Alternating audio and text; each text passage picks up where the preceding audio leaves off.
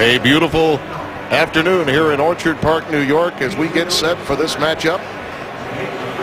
Temperature will tap out at about 49, they're telling us today. And now the third member of our broadcast team and one of the outstanding reporters of the National Football League, our own Peter Schrager. Peter. Tim, you always hear about players playing with pain on Sundays.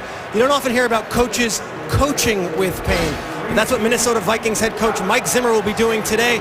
Friday, he missed practice with what was considered a minor procedure. Turns out he has kidney stones. And coming on Tuesday, he's going to get surgery to get rid of those. But right now, he is going to be coaching today in extreme discomfort. He still has the kidney stones. So as you keep the status of everybody's health and injuries today, keep an eye on Mike Zimmer. He's going to be coaching with extreme discomfort. Well, I don't know that I've ever heard of that happening in any game at any level. We did a marvelous visit with him yesterday. He was able to have some good humor about it, but we felt for him even during that process. The Vikings won the toss, elected to receive. Cordero Patterson is back deep. He'll take it from 8 yards deep in the end zone and pays a price. Stopped way back at the 7-yard line. Ron Brooks down there to make the stop for the Bills. As you look at Teddy Bridgewater, the rookie out of Louisville, having to take over when Matt Castle was injured. And this is his first ever road start. And maybe having been in a lot of big collegiate environments in the past will serve him well today, because this is as close to a collegiate environment of the National Football League you can find, outside of maybe Green Bay, Kansas City, and New Orleans. It's loud inside this building. Jarrett McKinn will dot the I. Vikings from their 7-yard line on first down, and it's McKinnon out ahead to 11-yard line, and Brandon Spikes, the middle linebacker for the Bills, made the stop. As you look at this offensive line that has been patchwork of late, Vlad Ducasi being called upon to get the job done at right guard. The anchor is John Sullivan, the veteran of 7 years at Notre Dame. They have been reeling a bit, and they need a quality start. Getting that run game going, as Brendan mentioned, is very important. Markers down as McKinnon takes the pitch and is out ahead past the 20 for a first down at the 22-yard line, but we'll check the flag. Preston Brown ushered him out of bounds. Offside, defense, number 99. That penalty is declined. The play results in a first down. Marcel Darius was the guilty party, so a good run and better field position now for the Vikes, up to the 23-yard line, we'll call it, after a gain of 11.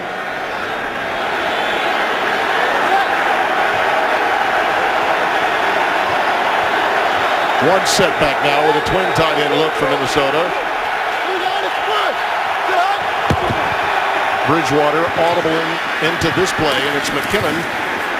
Another healthy first down gain on the ground as Stephon Gilmore, the former South Carolina Gamecock, makes the stop. This Bills defense is stout up front, Brendan, no question about it. You'd be hard-pressed to find a better front four in the AFC. The number 1 ranked rushing defense in the league, but they're also the only team that boasts 3 players with 4 or more sacks on the defensive line. Jerry Hughes has just been outstanding. There's the veteran Kyle Williams. What a plugger he's been. 3 All-Pros on this front four. 2nd and 6.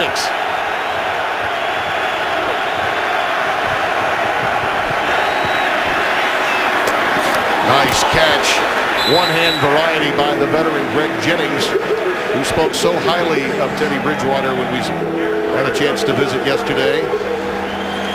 This will be 3rd down, though, only a gain of a yard. The pass was thrown a bit behind him. Jennings with the quick out pattern.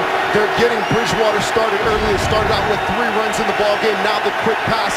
3rd down and manageable, exactly where they want to be to build Bridgewater's confidence. That's exactly what he told us yesterday. If I can stay ahead of the chains, stay away from negative plays, it will be very important, particularly early. McKinnon remains the lone setback.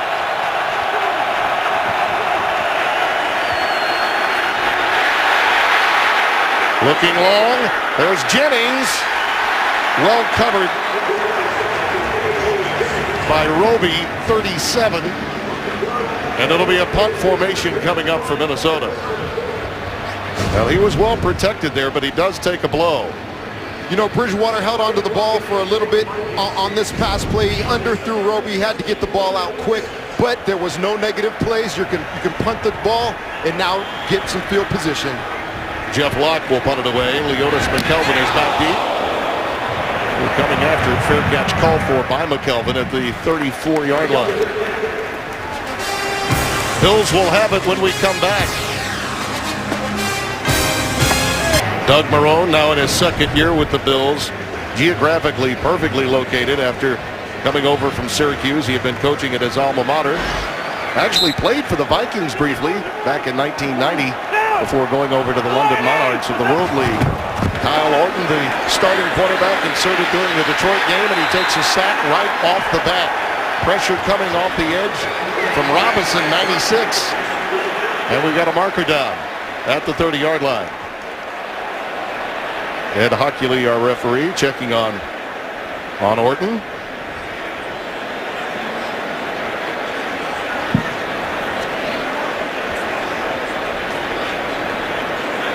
Personal foul, roughing the passer, defense. A shot to the quarterback's head. 15 yards, automatic first down. Robinson apparently going off the backside, 55. Anthony Barr, apparently that blow was the one that was worthy of the penalty. UCLA rookie linebacker just making a mistake and hitting Orton in the helmet, which you cannot do. Yeah, and didn't need it. Didn't have to have it. He was already down. 55 to Mike. First and 10 now for Kyle. 10-year veteran. They believe is really the answer with this club. Bringing a quarterback presence that's much needed as he goes underneath to Sammy Watkins.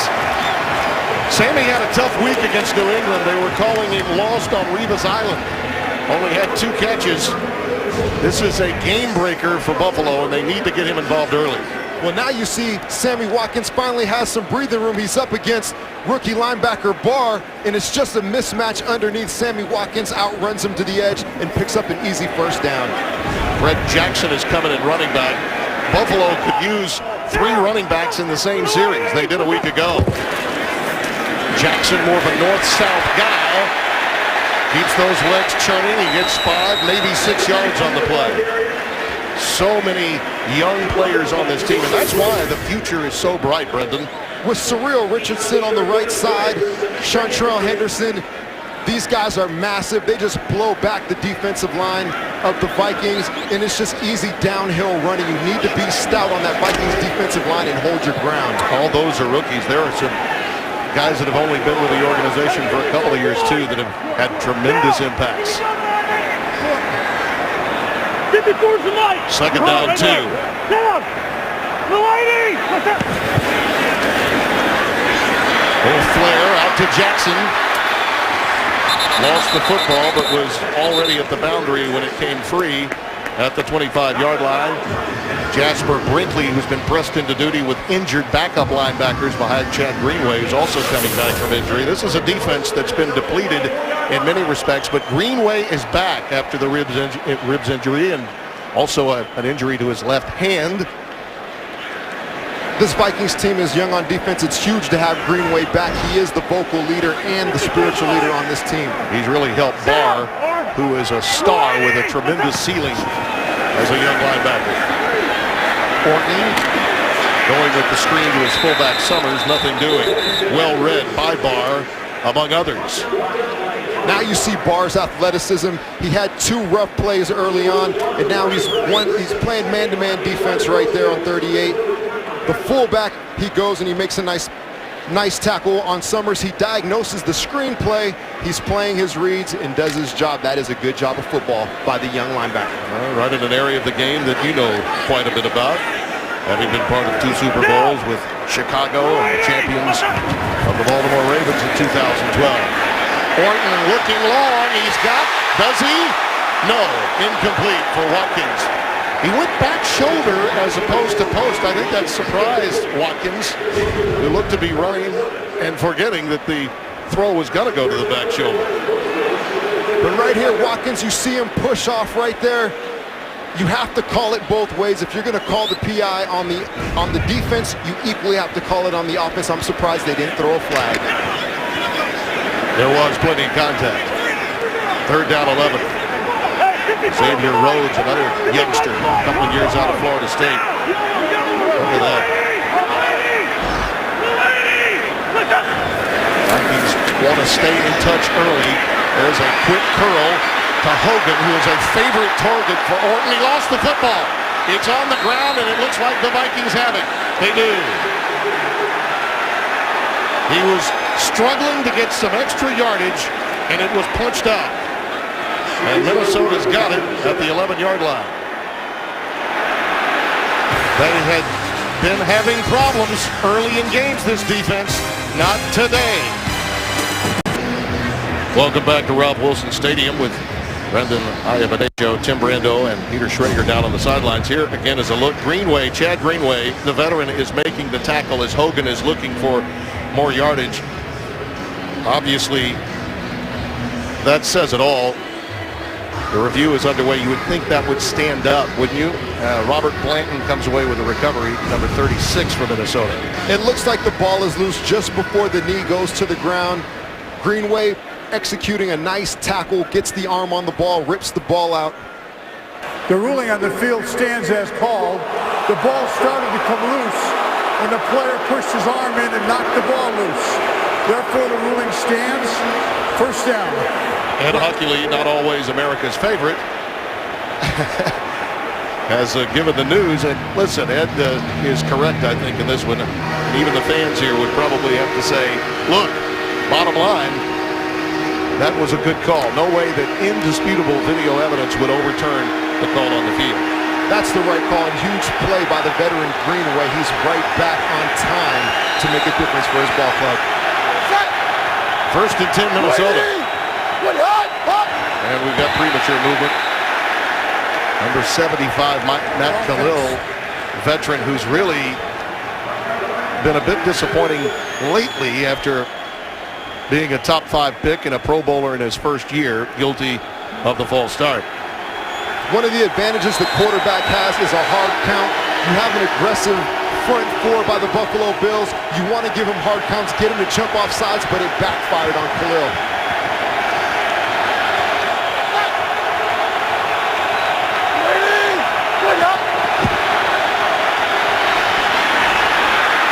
That's Jerome Felton. Boy, he burst like a shot out of a cannon for a big game.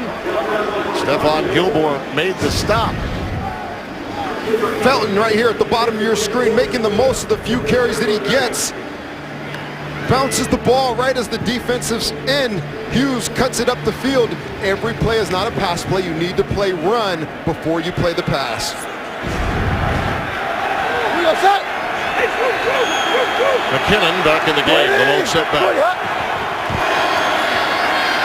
Bootleg action for Bridgewater. Pass intended for Chase Ford, reserve tight end. They're without Kyle Rudolph today, the veteran from Notre Dame. He's on the inactive list. I like what this offense is doing. They're moving the pocket right there for Bridgewater with the rollout, but it's extremely difficult to get a pass play down the field with 6'7" Mario Williams in your face.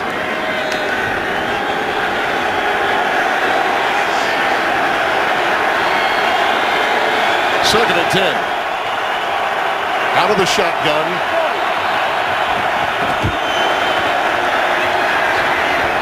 And the pass is complete to Greg Jennings. Not a bad idea to get to him. They are trying to get rid of the ball sooner. The reason? Well, a lot of sacks. Minnesota's given up quite a bit the last few weeks. And Detroit had a field day. Brendan, you were there for it.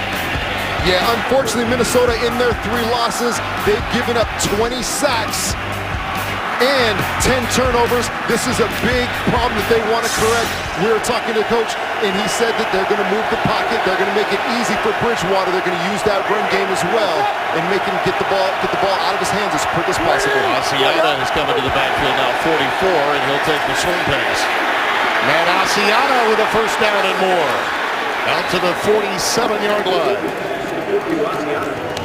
Coach Zimmer and Norv Turner, they're dialing up a great game plan. Nice short plays underneath. It's going to take a full team effort. Greg Jennings mentioned the offensive line needs to block, and the receivers, they need to get open. Asiata right there on the nice swing play.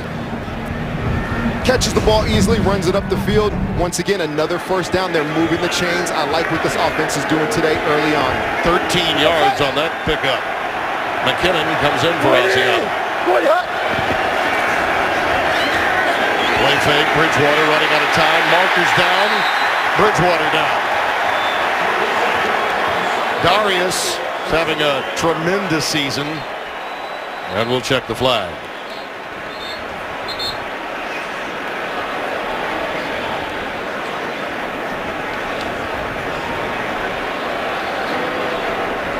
And talking with Teddy last night, you got an idea for what a humble young man he is. There was no foul on the play. It's second down. You can be humbled in this game, too, as you watch Darius coming through. On the middle of your screen, you see big Darius, number 99, breaking through the offensive line for his 6th sack of the season. He is a load of a man. Second down and 20. Cordero Patterson up at the top of your screen. Looks like man coverage.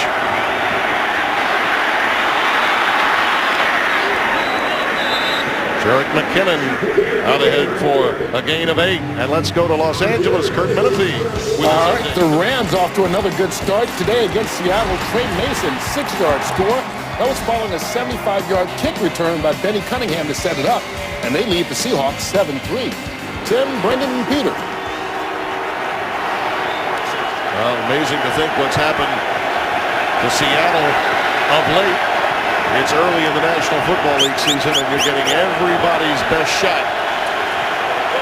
Third down and 12. Here in Buffalo, Asiata is in the backfield. Pump fake, Bridgewater running out of time. Decides to just get rid of it. Airmailed it. Thrown for the tight end, Chase Ford. Good defense by the Buffalo Bills. Everybody's covered down.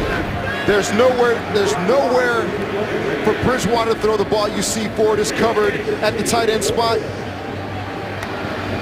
McKelville has it on lockdown. Too many negative plays on that drive, but it's good that they got the ball out of their territory. And now you're seeing a punt, which isn't a bad thing. Indeed. But Jackson is back deep. Flags down as he lets it hit, and it will roll inside the 10. Outstanding work by Jeff Lott. Had a stellar debut season. As a rookie, he averaged 44 yards per punt.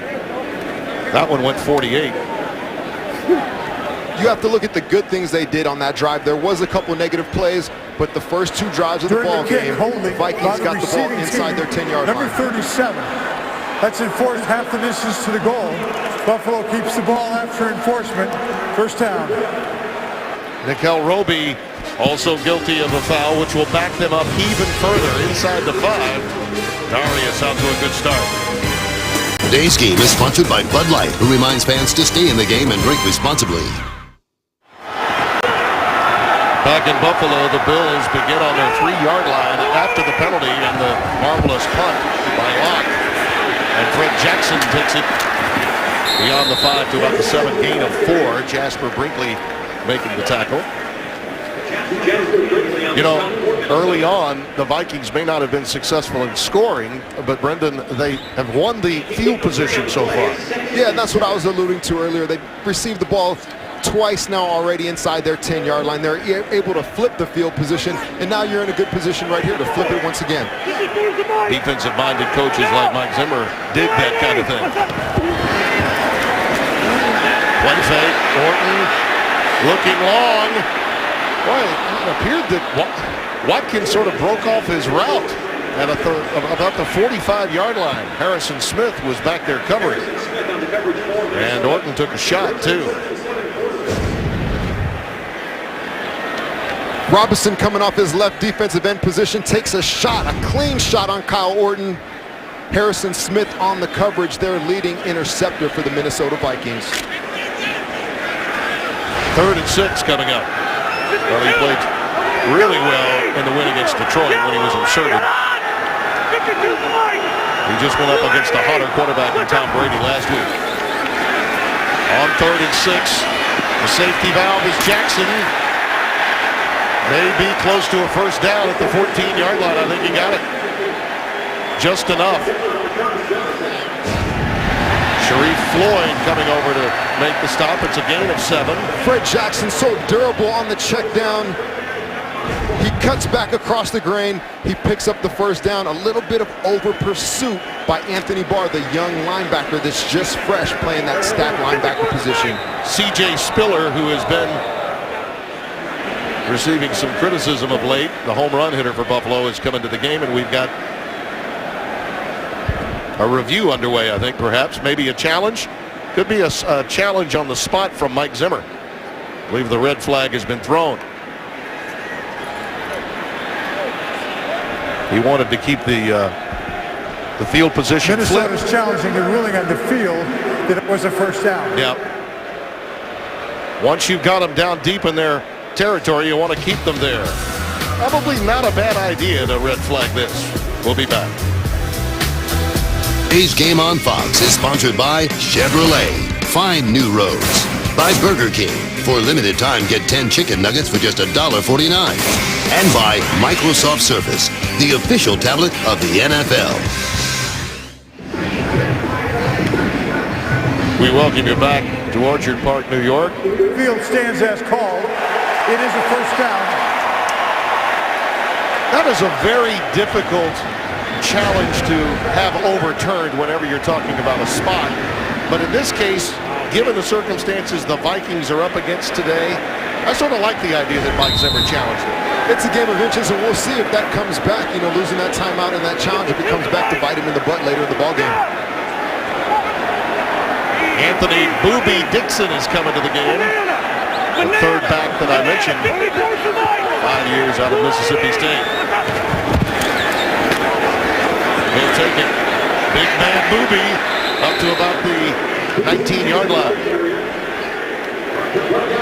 And you see Booby Dixon doing what he does well. The big physical running back just puts his head down and bowls forward through 2 defenders. Chad Greenway making the tackle. Had a lot of help, you know, when Down! Lady! Orton with a quick crossing pattern. Little slant to Robert Woods. It should be enough for a first down at the 26-yard line. Oh, he fumbled it. Minnesota may have it. Woods lost it on the way down.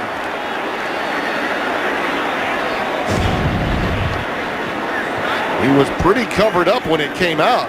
Now that one certainly will be reviewed. Anthony Barr made the hit, or the recovery, I should say. Linval Joseph, among others, were in on the hit of Woods, and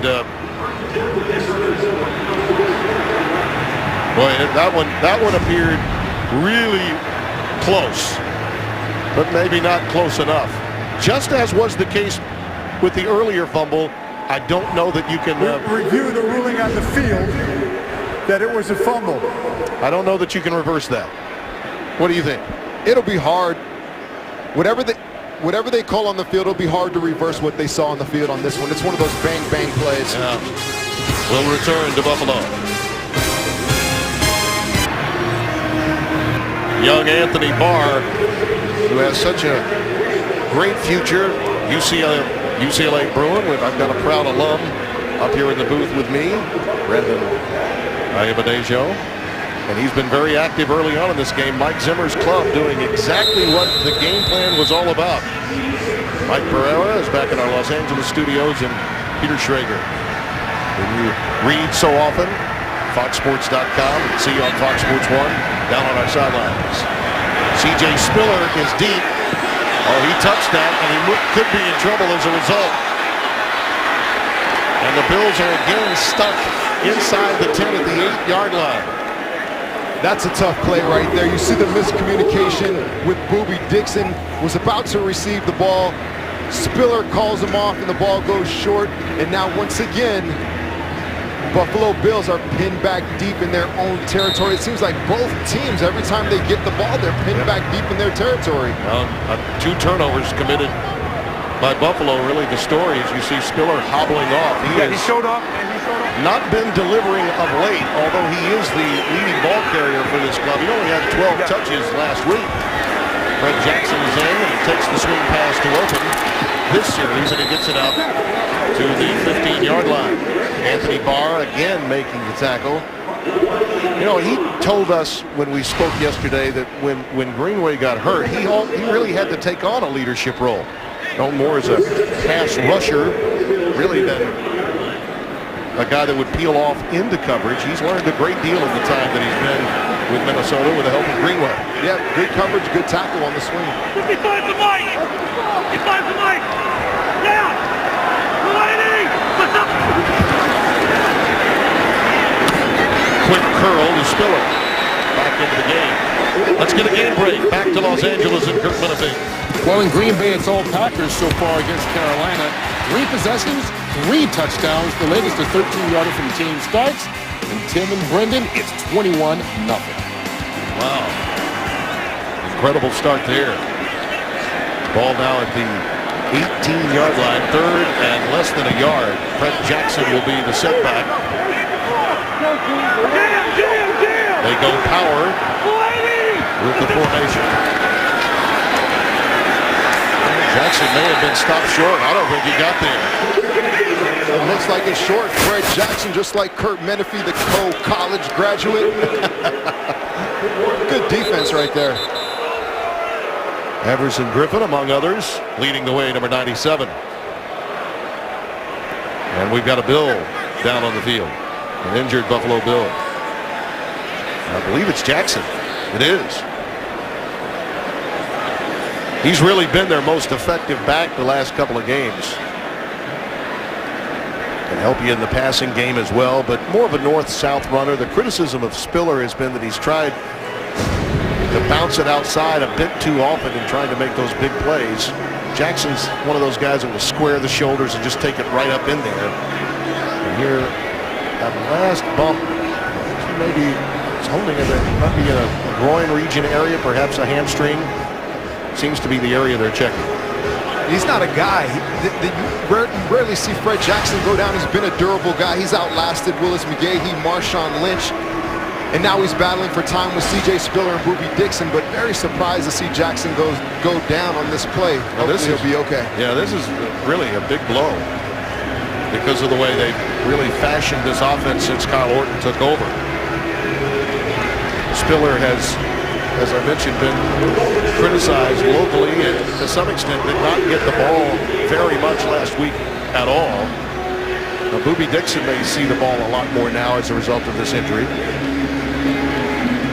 It is a 4th down. Colton Schmidt will have to boot it away for Buffalo, and Marcus Sherrills is back deep for Minnesota. Time winding down here in the first quarter. Schmidt's boot is a good one, but plenty of room for Sherrills to work with. Pretty good return. He gets it up to the 40-yard line. Time for one play, and that's all here in the first quarter. 53-yard punt and 11-yard return for Sherrills. Nice stop by Manny Lawson. Nice hang time on that punt. Allowed his punt coverage team to get down there and make a decent stop.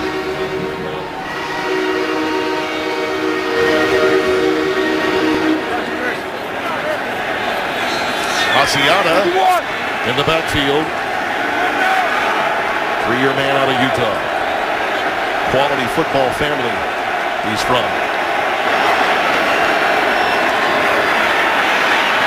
Well, a shallow cross intended for the tight end, but this time Rhett Ellison overthrown by Bridgewater. We've got a late flag coming down. Thrown in an area where you'd consider holding.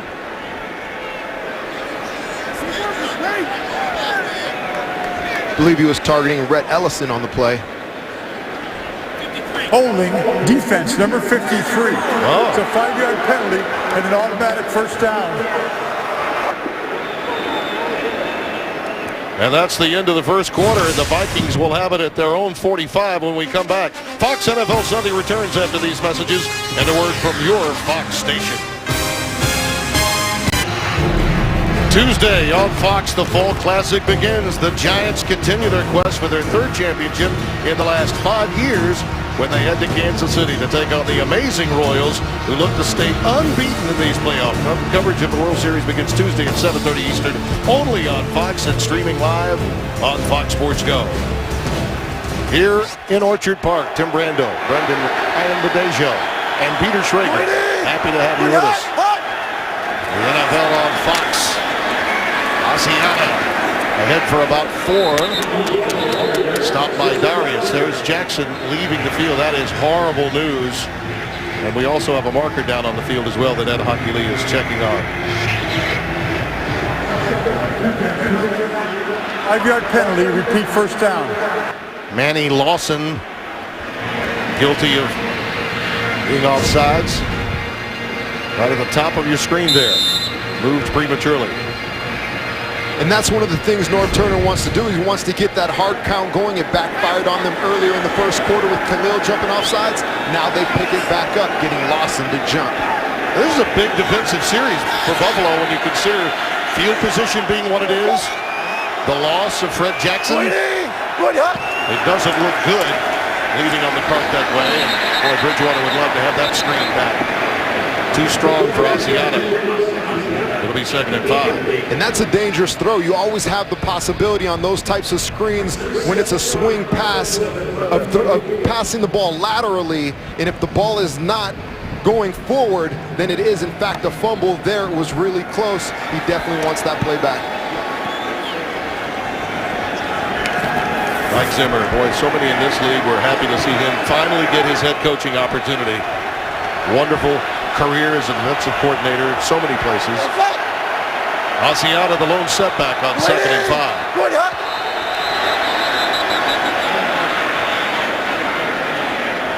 I think we may have had a timeout. Timeout, Minnesota. Yep. That's their second. The sidelines got control of this one before the rookie quarterback could run the play. So a timeout taken. Timeout.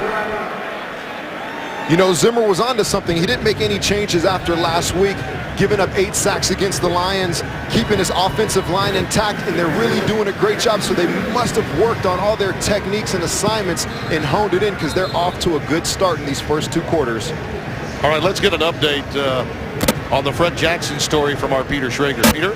Yeah, guys, a very dejected sideline here in Buffalo, obviously, and Fred Jackson just left on the cart. It's a groin injury. I'm told he's out for the game, and yet C.J. Spiller just hugging him, and Jackson, who's been a veteran for so long, his head in his hands just does not look good. He's one of those guys in the locker room that they absolutely love. Thank you, Peter. Underscoring again the importance, even though we're early in this game, of this series for the Buffalo defense. Well, they go Patterson reverse.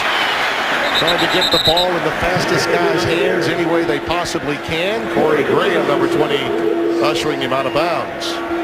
Patterson actually lined up in the backfield as the second running back. And he's always a threat, whether he's in the backfield or if he's out at wide receiver. But the defensive eyes definitely light up when you see Patterson in the backfield. Almost went back to college for a minute with a jet sweep. Right. 3rd down and 2.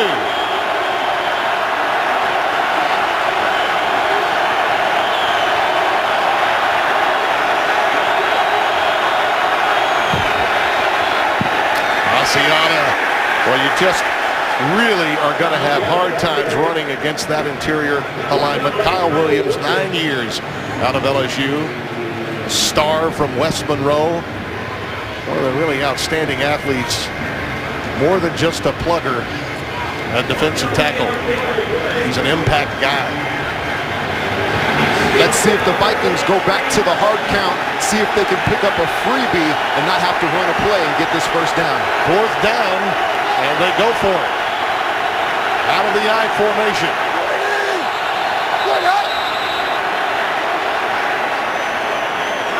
Flag down. I think they may have gotten them on the cadence. Did they get a freebie? I think they may have. If they did, it 12 sure men was on the fast. field. Defense. Oh, wow. 5-yard penalty results in a first down. Oh, that will not make Jim Schwartz, the defensive coordinator, too happy. They got caught in personnel groupings changes and get the 12 men on the field. Count them up. There they are. And Tim, I don't know if they were going to run a play right here. No.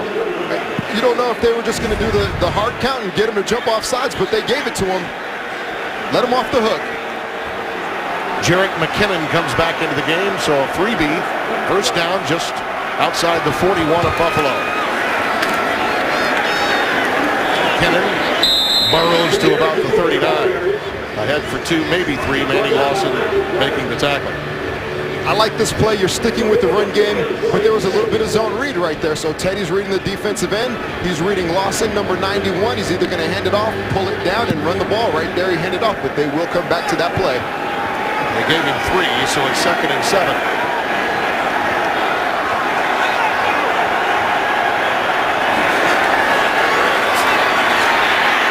Looking deep for Patterson. Well defended. Stephon Gilmore was with him step for step, number 24. Patterson with good coverage. He stays right there, hip to hip with the receiver. Patterson just didn't get the separation that he needed. I'm sorry, Gilmore just didn't get the separation that he needed, and it was an incomplete pass. There's Stephon. He was a shutdown corner at the collegiate level, that's for sure. But this is the big leagues, a little different. 1 for 5 on third down conversions. They'll try again. Bridgewater flushed. Oh, he's got his tight end. Incomplete. And maybe picked. Yes, on the tip drill. Intercepted by McKelvin. Well, the pass got there just a little late for Chase Ford. And one of those moments, the rookie got a little greedy. And he paid the price again. This game is sponsored by KFC, the world's best chicken. How do you KFC? By DirecTV. If you call yourself a sports fan, you gotta get DirecTV. And by Miller Lite. Back in its original look, it's Miller time. We welcome you back to Orchard Park after a turnover. Interception off a tip, and we'll show you how it happened just a moment ago to Teddy Bridgewater. Buffalo takes over. On first down, Kyle Orton under duress. And the pass is incomplete. Let's go back to the interception. You'll notice Brandon Spikes definitely played a role here. You see Spikes in the zone coverage. He's covering Ford. Ford actually beats him, but as a defender, you're taught when the receiver looks for the ball and puts his hands up, you put your hands up. You see Spikes do that, and who is Johnny on the spot? McKelvin with the interception. Ford was open about a step sooner. The pass gets there. He's in great shape. Bridgewater's delivery just a little late. Boobie Dixon. We'll have to tone it a lot today with Jackson out, apparently for the rest of the day, according to Peter Schrager. Robert Blanton making the tackle. Dixon just chugging the ball downhill. He's averaging about 8 yards a carry. It looks like he picks up about 7. He may get a little winded today, though. He's going to carry it a few more times this afternoon. Oh, there's no running back that'll ever mind getting some extra touches. An exuberant guy, to be sure. C.J. Spiller checks in for him on third down and 3.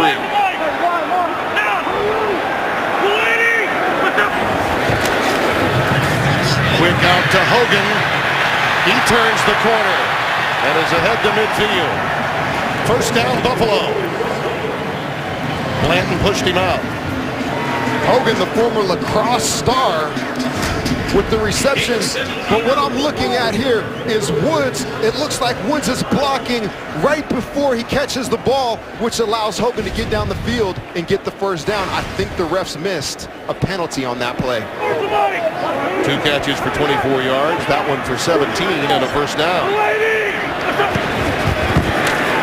Again, very quick slant to Woods. He fumbled earlier, you might recall. They'll give him forward progress to the 44-yard line of Minnesota.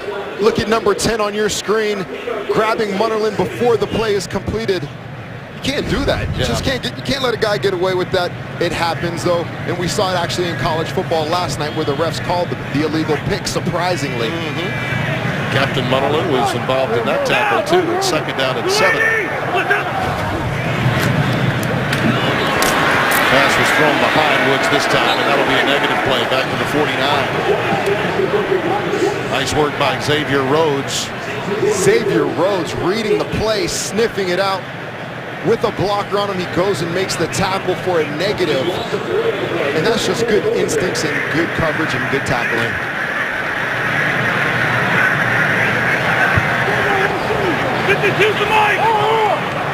Nice to hear you stayed up late to watch some college football last night. I like that. On 3rd down, Orton looping it for Watkins. And again, outstanding coverage by Rhodes. I'm a defensive guy. I like that they let them play right there. Sammy Watkins on the outside, covered by Rhodes. He stays in his hip pocket. You see the contact early on. You see it down the field as well. The refs have been calling that this year. A little inconsistency there, but I like that they're letting them play. No bias. No, you're just a defensive guy. I can deal with that. Sherrills is back deep. Schmidt to boot it away.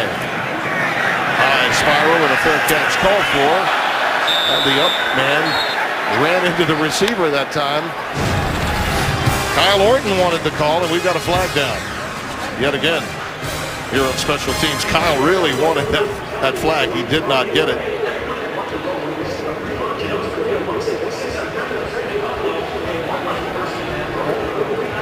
Well, I guess they picked up the flag. Back at Orchard Park, 3-0 Minnesota with the lead. Backed up to the 12-yard line on 1st down for Teddy Bridgewater. The interception in his last series. Play fake. And that one's picked off. At the 30, and it's McKelvin again.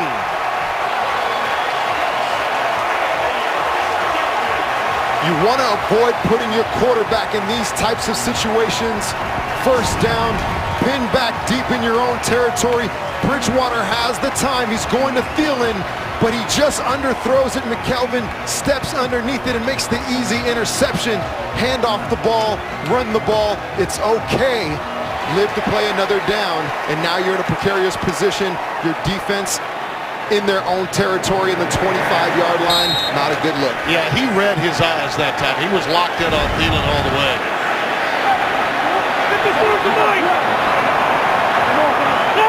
Bills now set up shop at the 26. Spiller in the backfield. Orton with a quick hitter. Watkins, touchdown. Captain Munnerlyn on the coverage. After a turnover, offensive coordinators are going to go for broke. The first thing they're going to do if they have the ball in their own territory, you see Sammy Watkins one-on-one. He beats Munnerlyn inside. Munnerlyn cannot recover. Sammy Watkins with the touchdown, living up to all the hype as the Bills' #1 wide receiver. You got to be physical on the line of scrimmage with a guy like Watkins.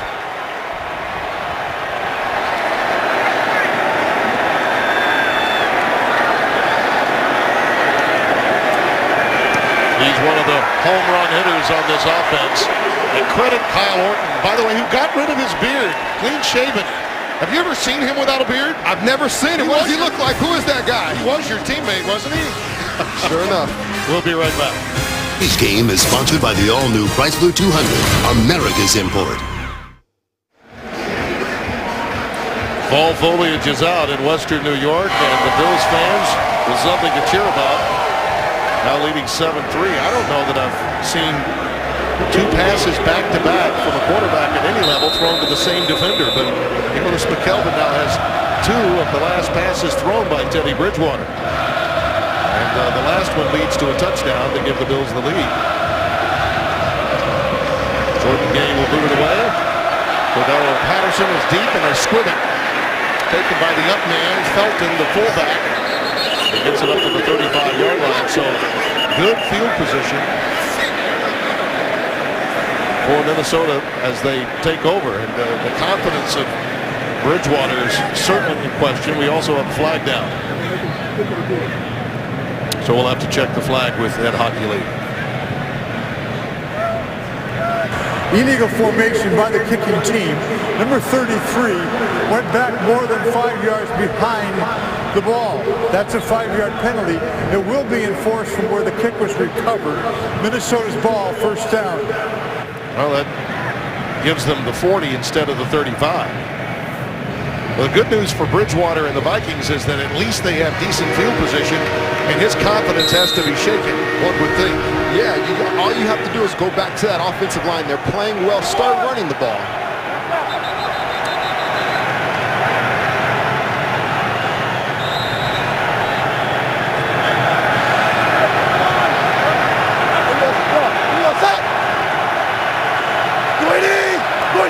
Twin tight end look, and it's a quick pitch to Jarrett McKinnon.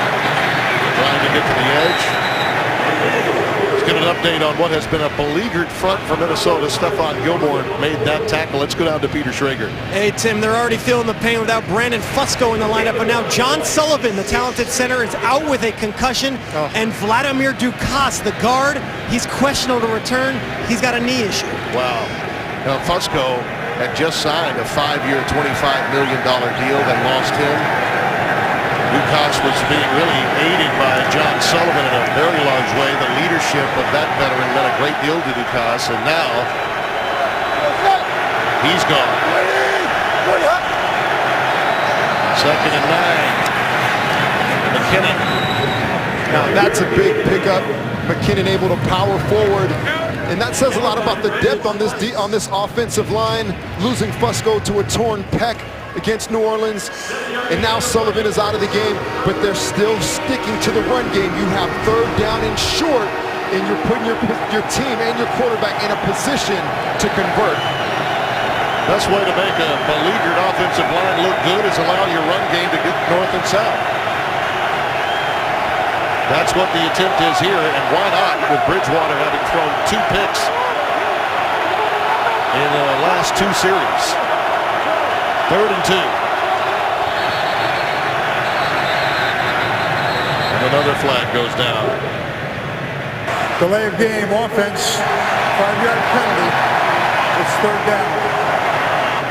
It is an advantage to have a Norv Turner as your offensive coordinator, a guy with 30-plus years in this business. I know Teddy loves having him, means a great deal to him, but this is a lot to take on. This is your first road game in the National Football League as a quarterback.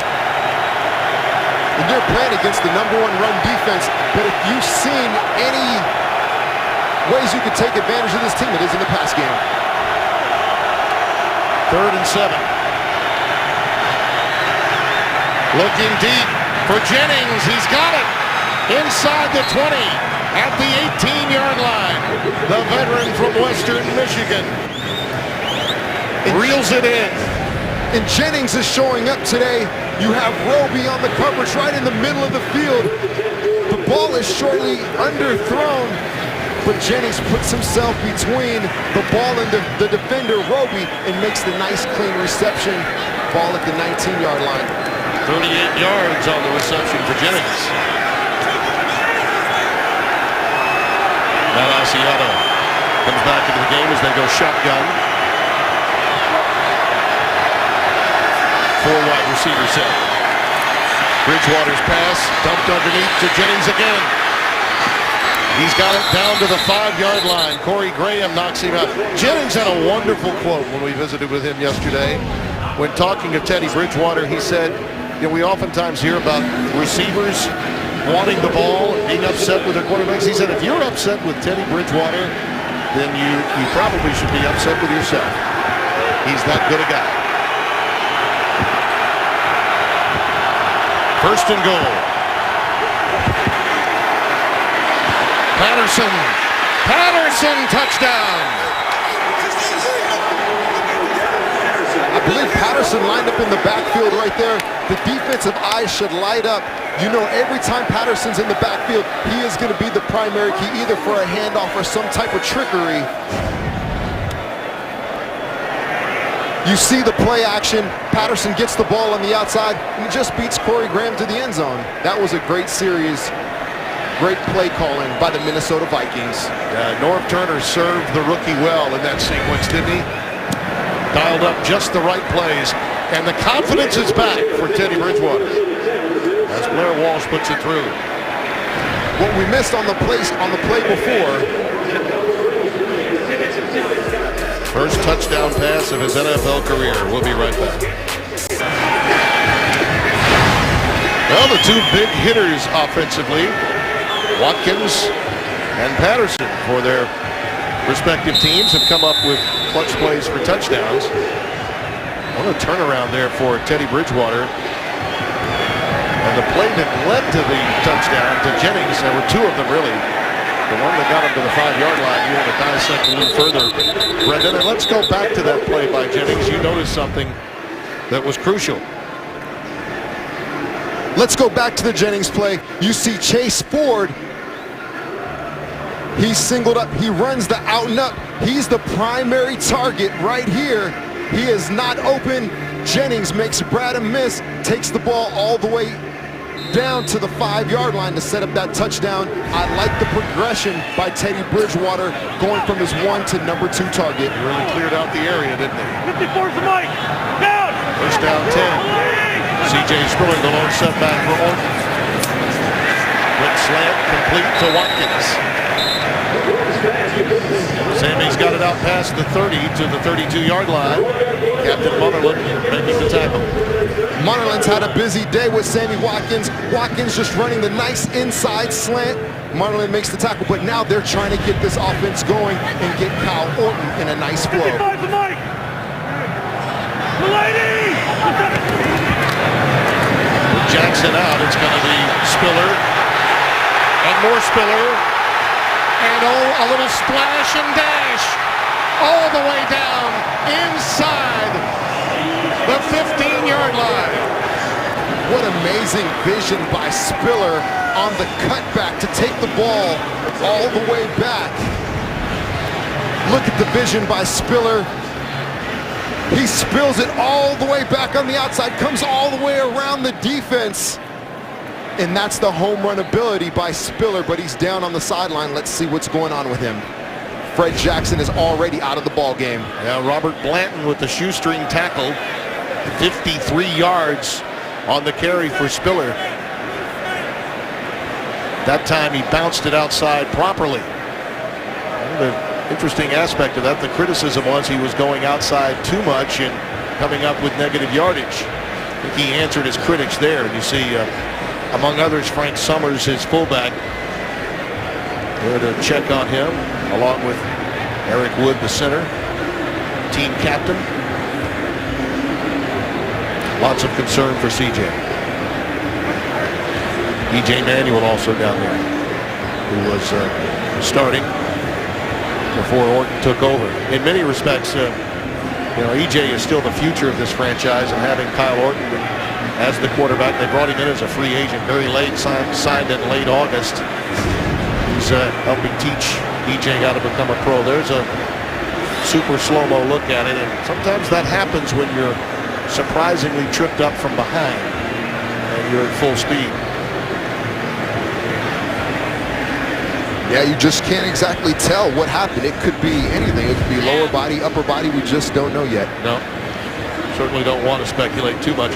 Well, when Jackson got hurt, it was unavoidable. You can see he was holding in that upper thigh portion of his body. You could tell it was probably a groin injury.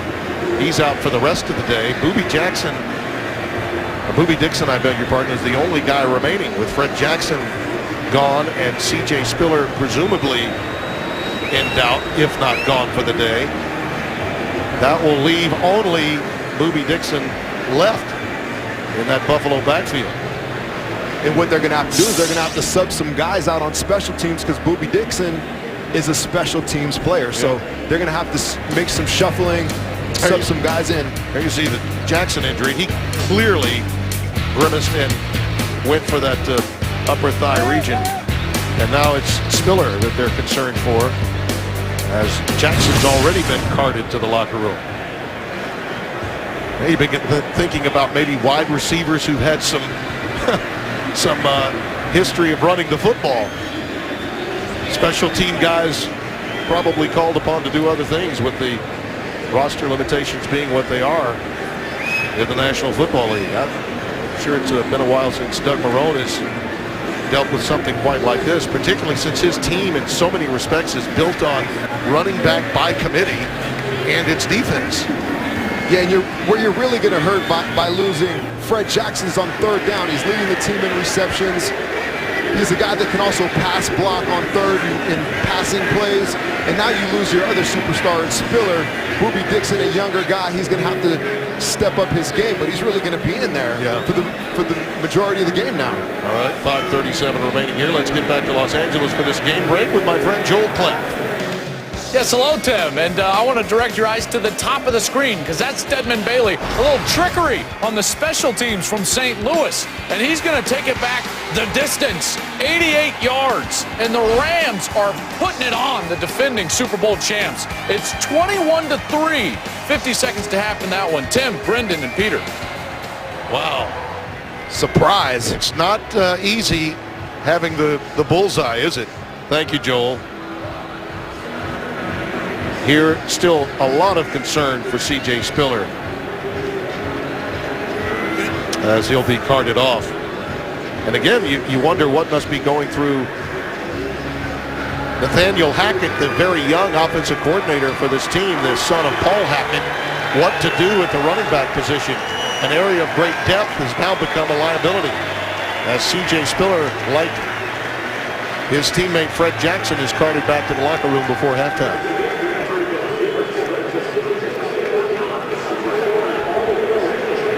We may see a lot of movement with regard to position players playing out of position. And Anthony Boobie Dixon getting ready for a lot of carries today. He'll have a very sore Monday in front of him. Straight ahead he goes, down to the 10. Chad Greenway, number 52, making the tackle for Minnesota. With Frank Summers in that backfield, the huge fullback, and Boobie Dixon, who's even bigger than his fullback. Got a load back there. Second down and 6. They'll go empty. Hogan is in the slot to the bottom of your screen. That is a favorite target for Orton inside the red zone, number 15. Orton goes the other way, and it's knocked away by Barr. Great job by Barr. Immediately, if I'm Kyle Orton, I see the mismatch with Sammy Watkins in the slot position right here. Barr playing underneath coverage on Sammy Watkins, gets the break up, but that's exactly where I would go. I just would have got the ball sooner, but hey, I'm not an NFL quarterback, I'm just a linebacker. Well, you were good enough to earn a spot in the booth. That means you were awfully good. 3rd and 6. Hogan again in the slot to the bottom of your screen. Orton's in some trouble now. Down he goes. At the 14 in the arms of Emerson Griffin. That's a nice coverage sack. Great defense. Orton's primary target, he had nowhere to go. In the defensive line, gets there. He was looking at Chris Hogan all the way. Oh, yeah. He had a bracket on the inside and the outside. Orton, that's fine. Take the sack. Put 3 points up on the board. It's okay. Well, that was one that had been dissected by Mike Zimmer, George Edwards and company with that Minnesota staff. Hogan is a favorite target inside the red zone. And that boot is good, measuring 32 yards by Dan Carpenter. And we're tied at 10. Let's get an update on C.J. Spiller's status from Peter Schrager. Peter? Tim, bad news here on the Bills sideline. C.J. Spiller out for the game with a shoulder injury. Now Fred Jackson out. Also C.J. Spiller's out. Boobie Dixon, next man up. Yeah, and you wonder what, if any, options there could be. At this point, you maybe begin looking at the resumes of some of the talent you brought in to figure out if anybody else has carried it a time or two. For such a run-oriented football team with a physical offensive line, they might have to resort to some short passes to Watkins, hit those tight ends. They're going to have to change up their game plan just a bit, but they're going to make it work. They'll figure it out. Good thing Scott Chandler coming off his best game of the year last week. 6 receptions and a career-high 105 yards. I think they'll be going back to that well. Yeah, not a bad idea to use the tight ends a little bit more, right? If you don't have enough backs, you want to maybe use the passing game as part of your running game.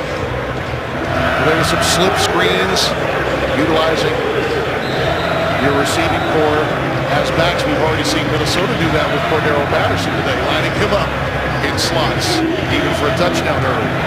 Jordan Gay will boot it away. Speaking of Cordero Patterson, is back there again. Takes it on the run. Look out. He's got great speed right up the seam to the 31.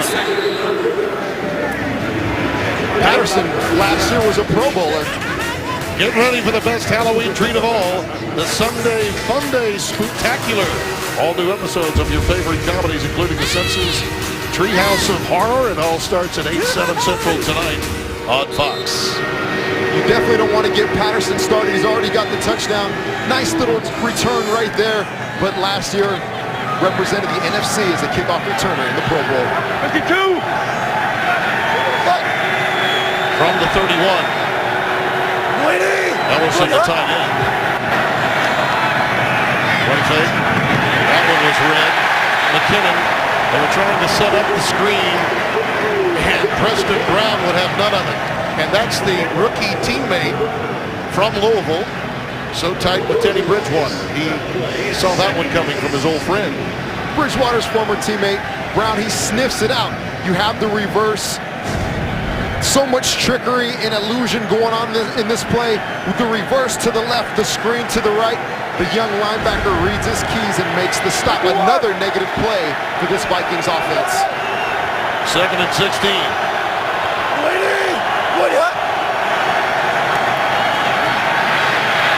Bridgewater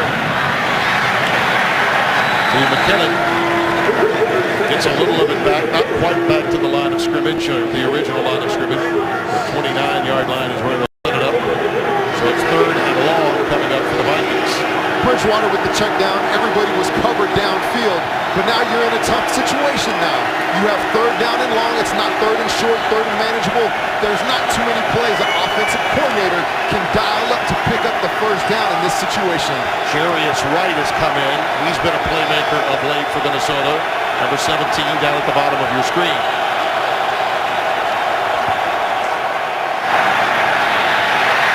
Pressure, and down goes Bridgewater. Mario Williams. Add to his sack total for a team that is 2nd in the National Football League in total sacks coming in. Mario Williams on the left side, coming off of his defensive end position, gets yet another sack, and he just beats the tackle one-on-one. And you see Patterson underneath. He beats the coverage. He's sitting there wide open, but there's just not enough time to get him the football. The offensive line finally crumbling. Buffalo did get a timeout. Super Mario enjoying his moment on the sidelines with this. He's got a lot of help on that defensive front. Jerry Hughes is maybe having his best year ever. On the other side, Leonis McKelvin, who's got a couple of interceptions on the day, and Teddy Bridgewater is willing to punt of Jeff Locke. Plenty of room for him. And we've got markers down as he is upended, and another flag goes down at the 24-yard line. So we have 2 flags down off that 53-yard boot. Calvin appeared hobbled early, but is getting off on most of his own power. But he's a little banged and bruised right now. Randall Johnson on the clip on Brandon Watts. I could see that from here. The ref's definitely going to pick it up.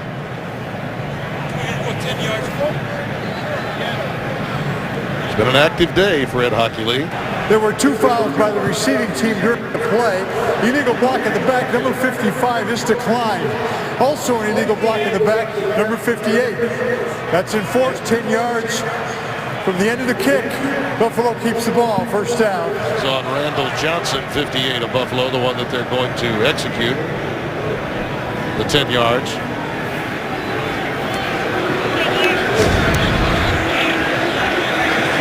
There's the one in the back that we were told about a moment ago. That's the penalty they did take. You want to see the penalty they did take right there to the left of your screen. Jerry Hughes was the one that was guilty. That was the second flag that was nullified. Coming down to the 2-minute warning after this as Kyle Orton tries to get Woods realigned. The play clock winding down. Dixon crashes over the left side for about 5. Anthony Barr makes the tackle, and we've come to the 2-minute warning. Tied at 10. Bruised, battered, at times beleaguered, but they fight on. Follow your favorite team all season long. Go to iTunes.com/NFL. Tim Brando alongside Britton Adebadejo and Peter Schrager on Fox. That pass for Sammy Watkins is caught at the 27-yard line. This has been a story of injuries as they play fast. Quick note, Fred Jackson, the first to go down. He leaves the game with a groin pull. It will cost him today, and C.J. Spiller actually injured his shoulder and was taken out on the cart momentarily. And now, the tight end Scott Chandler that you mentioned, Brendan, they probably need to use a little bit more. He had 6 catches last week, makes that catch as Harrison Smith brings him down.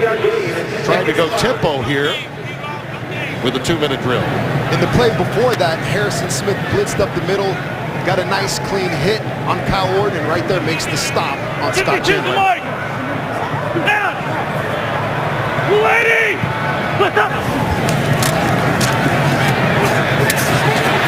Watkins with the catch again. That's another first down out to the 40-yard line. Josh Robeson on the stop. Another quick completion. Another quick completion to Sammy Watkins. Watkins just running a nice stop route, picks up the first down, and he stops the clock. Plenty of time for them to work with. A couple of timeouts remaining as well.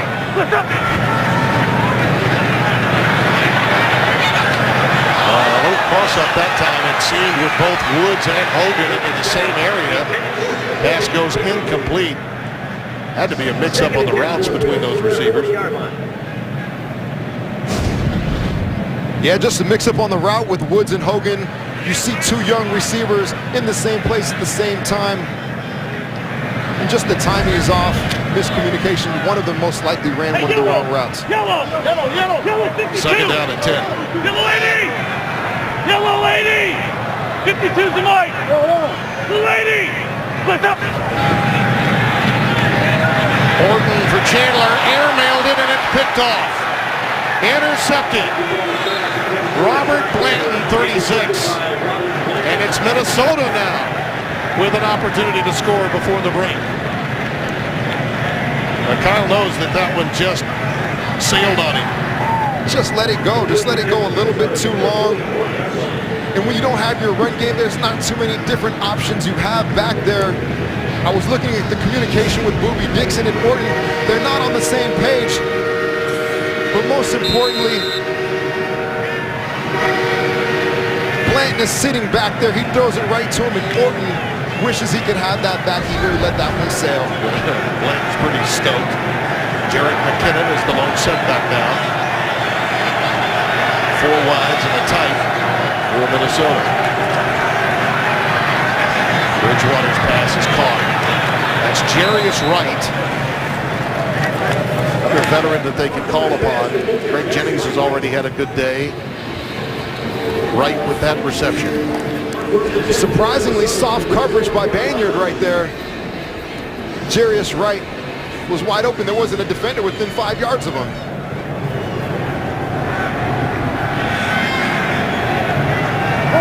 First and 10, Minnesota. Chase Ford is coming to the game, the tight end up at the top of your screen.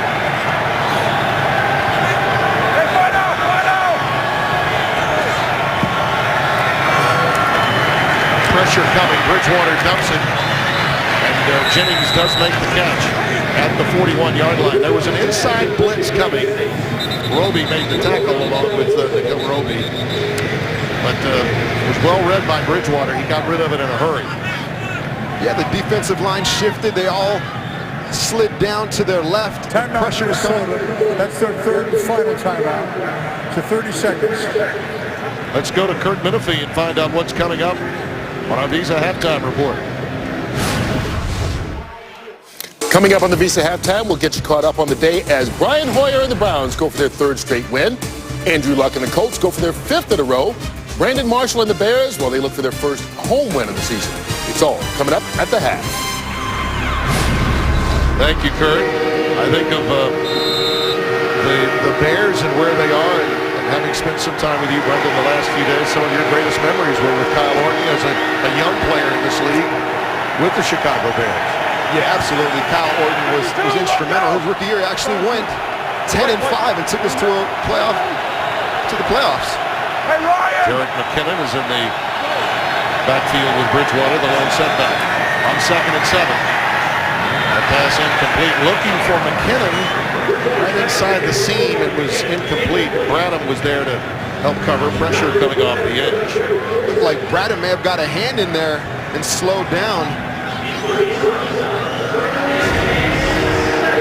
Let's look at the hit. Oh, that looks a little bit late on Wynn. He tries to hold him up and not take him down. 3rd down and 7.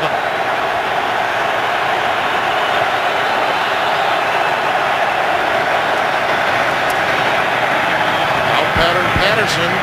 And he really went the wrong direction after catching it. Had he just bolted for the sidelines, he would have been closer to the sticks. 4th down coming up. Yeah, why not go for it? Up field goal. That makes sense too. Put 3 points on the board, but you don't want to give them the ball back in field position if you do miss this. Well, it'll be a long one. It's 55 yards. And remember, they used that challenge earlier in the game and lost the timeout, so this is really the only option. Walsh will try a 55-yarder. He's got one from that length against Atlanta, his longest. And this one is good. He matches his career longest, 55 yards. And he had room to spare on it. He did. You saw McKelvin go back deep. The danger in that is that had he missed it, the Bills would have the ball at the 45-yard line. Now you get a couple first downs, and you can put 3 points up on the board yourself. You're right. He had a lot of leg in that one. And Zimmer is digging it.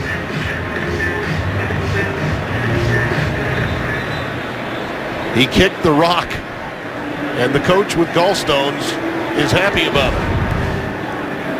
He was excited. I'm glad he didn't do a grammatical on that one. He can't jump. You're not going to jump, right? Not in the shape that Mike is in today. I've been in this business a long time. I never remember a coach on the sidelines in any sport waiting to pass a gallstone that hasn't been passed as yet. That's tough. He's playing injured. He's getting that thing removed on Tuesday. He said it's been the most painful thing he's had to deal with. Otis McKelvin is back deep. When I say gallstone, I meant to say kidney stone. My apologies to the doctors. It hurts regardless. I'm so young, I don't know the difference. Tim, I'm sorry.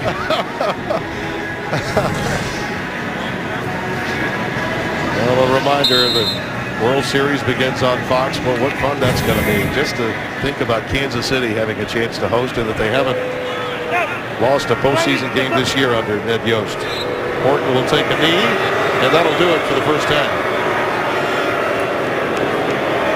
Let's get now to Kurt Menefee in Los Angeles.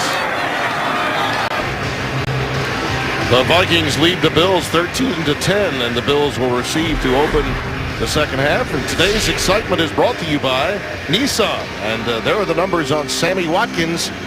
No longer on Rivas Island today. 5 receptions, 68 yards, and a touchdown. New England had snuffed him out, kept him to only 2 catches a week ago. But still, the Bills, with their 2 best backs out of the game with injuries, Jackson and C.J. Spiller, they trail by 3. Turnovers very much a part of this game on both sides. Leotis McKelvin, who had 2 of the interceptions of Teddy Bridgewater, awaits the kick from Blair Walsh, who hit a 55-yarder that's the difference of the game in the late stages of the first half. McKelvin from the 3.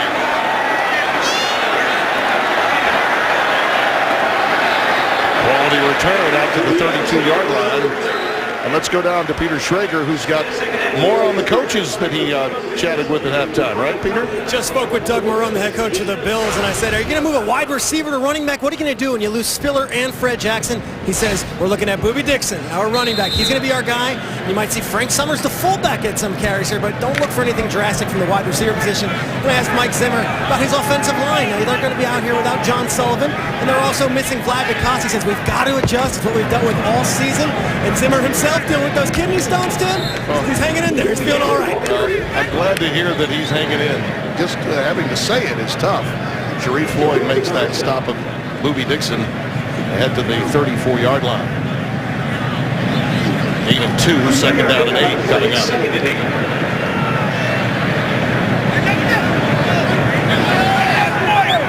Boobie Dixon wanted to carry the ball. I'm not sure he wanted to carry it as much as he's going to have to today. He initiates the hit as well as any back I know of. Stopped that time by Jasper Brinkley. Brinkley with the tackle. He took the brunt of that, but Brinkley goes out. Chad Greenway comes into the ball game.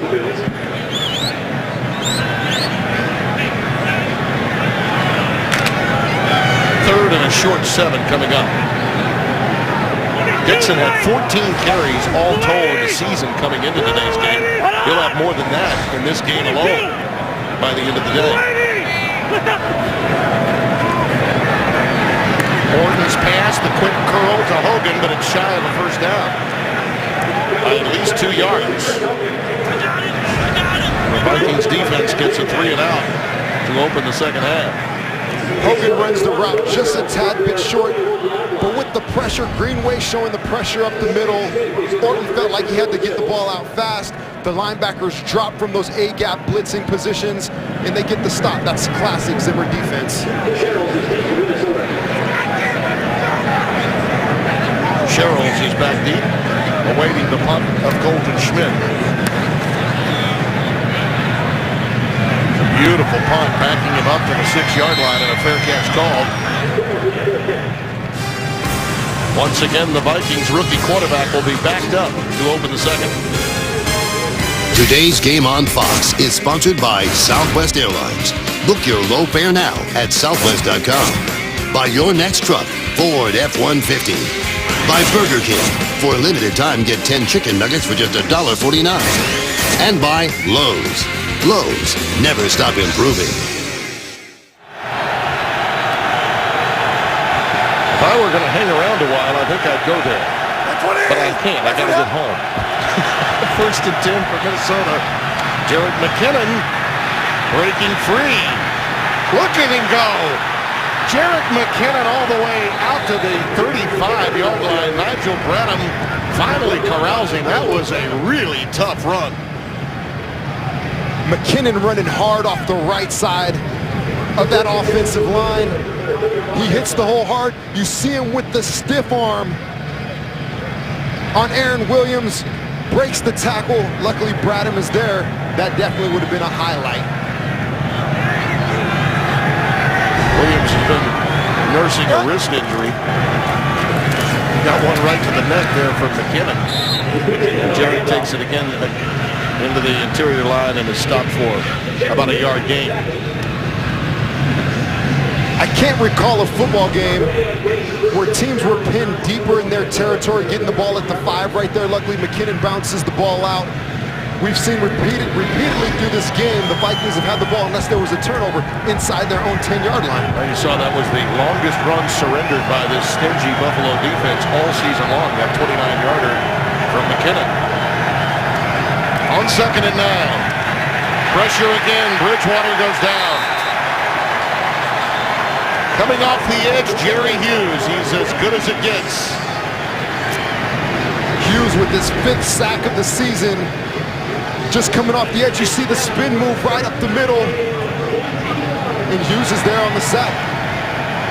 Nice spin move right up the middle. Hughes going to his pass rushing arsenal. Right here, 3rd and long. He's going to dial up another pass rush. Let's see what he has in store. Well, you see those sacks allowed, more than points scored. Coming in, they thought they'd feast against this offensive line, and as Peter Schrager mentioned, they've already lost Sullivan and DeCossy, and Asiano will just take it ahead to try to give them a little bit more room to work with for the punt. It's not a bad play. You dial up the draw play instead of having another negative play, and you go and punt the football. Your defense is playing good ball today. Buffalo Bills have a couple injured guys at running back. It's making it a lot easier for Zimmer to dial up defenses. Lock to boot it away, should get it off around the 18. Kelvin back deep. He decides to take it. Has room towards the boundary if he can get away. Well, credit the reserve tight end Ellison for slowing him up just a bit. Otherwise, he would have really been long gone. And Hughes is psyched. Buffalo takes over at the 40-yard line. 1st and 10. Trailing by 3. Sammy Watkins is flanked to the bottom of your screen.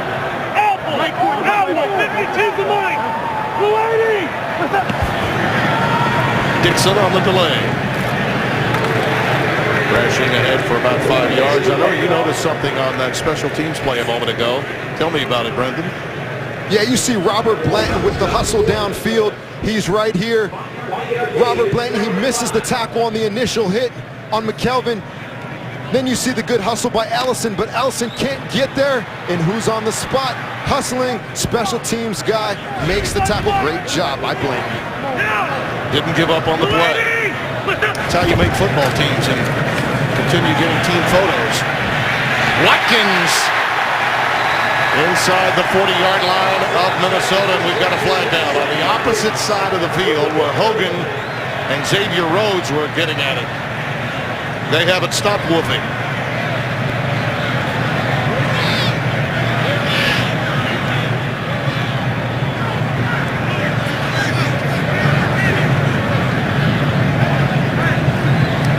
Oh, the defense, number 29. The penalty is declined. The play results in a 1st down. They declined the penalty because of the great game, but here you see the holding, and then there was a little jawing to go with it between those two.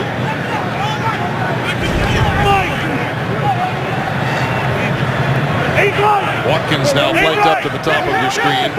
That's Woods in the slot.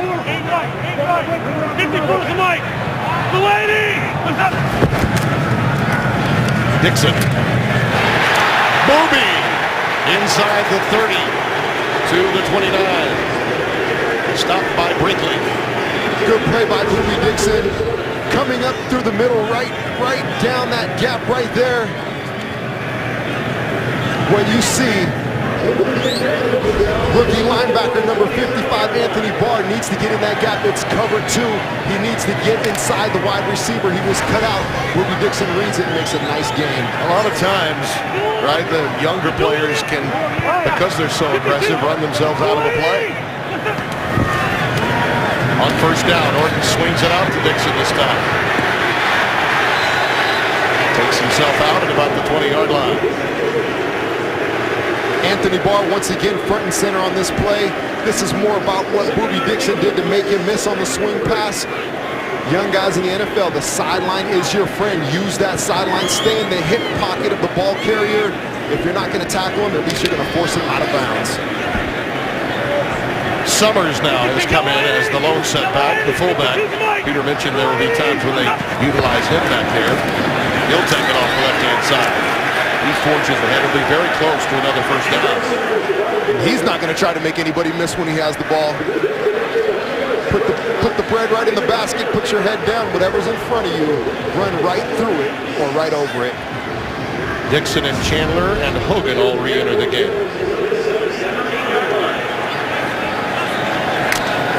Nice physical run right there. Good power football.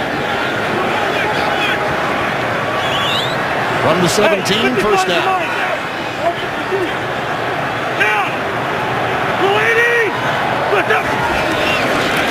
Orton running out of time. Lost it. It's on the ground. Griffin stripped it, and Minnesota should have it. They do. Couldn't tell if Orton's hand, if his throwing motion was going forward or not on that play. Griffin's got him. Ball is loose. Vikings on top of it. It's barred. This game is sponsored by Verizon. More live games than ever before with NFL Mobile. Tim Brando along with Brandon Ayer-Badegio alongside Peter Schrager down on the field as you looked at Kyle Orton with yet another turnover, 3 fumbles and an interception. I dare say if you told Mike Zimmer that his rookie quarterback would have thrown 2 picks and yet they'd be +2 in the turnover category, he'd say, I'll take it. As Asiana bolts out for a first down, or at least very near first down yardage. Stopped by Aaron Williams. 4 turnovers in the football game for the Buffalo Bills. This was something they wanted to eliminate, which really led to their loss last week against the Patriots, and now they're back to the same thing again 2 weeks in a row. Well, 2 of the 4 fumbles, or 4 turnovers, 2 of the 4 turnovers have been in the red zone for Buffalo. Ready? Ready? Hot! Hot! Asiana, nifty move there to the head for about 3. Very little was there. Kyle Williams stepping in to make the tackle.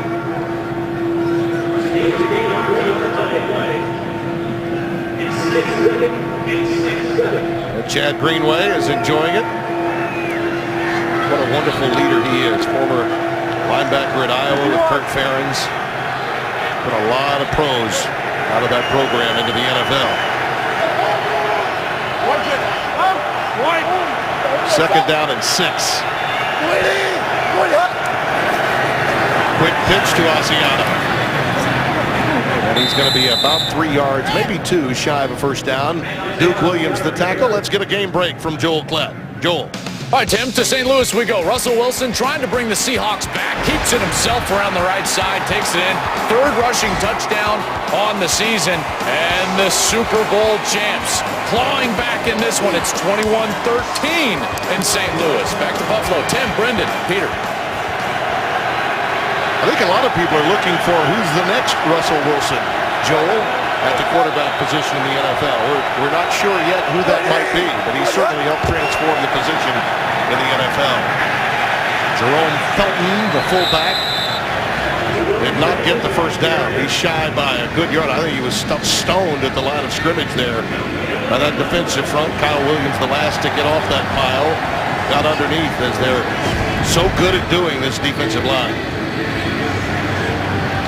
Just getting lower than the other guy, right, Brendan? Yeah, and you know, this series, they ran the ball 4 times. They picked up 1 first down. They chewed up some of the clock. They didn't have any negative plays. And it was a good series. They didn't do much, but now they're going to flip the field. And they're just sticking to the game plan. I can appreciate that. Jeff Locke will boot it away. Leotis McElvin again back deep. He's at the Buffalo 20. Beautiful punt. He's waving everybody off, and this one's going to die like a 9-iron inside the 10. A long 9-iron, by the way. That's a PGA Tour 9-iron, not the champions. We'll be back. There was a foul on the play, illegal touching by the kicking team. Number 35 was out of bounds. It was the first to touch the ball inbounds. That's a 5-yard penalty. Buffalo has elected to enforce it from the end of the run. First down. Good call, and it does give them a little bit more room as Marcus Sherrill's lost sight of where he was on the field. So rather than inside the 10, it's inside the 15 for Buffalo. Out pattern to Chris Gregg, reserve tight end. You would think that they would use the tight end position, whether it's Chandler or Gregg, a great deal. What with the depleted running back position due to injury here in the second half. Yeah, and especially the great game that Chandler came off of last week. With Chad Greenway in the game, you know, he didn't play the last 2 weeks. He's been banged up, so take advantage of the mismatch there. 2nd and 5.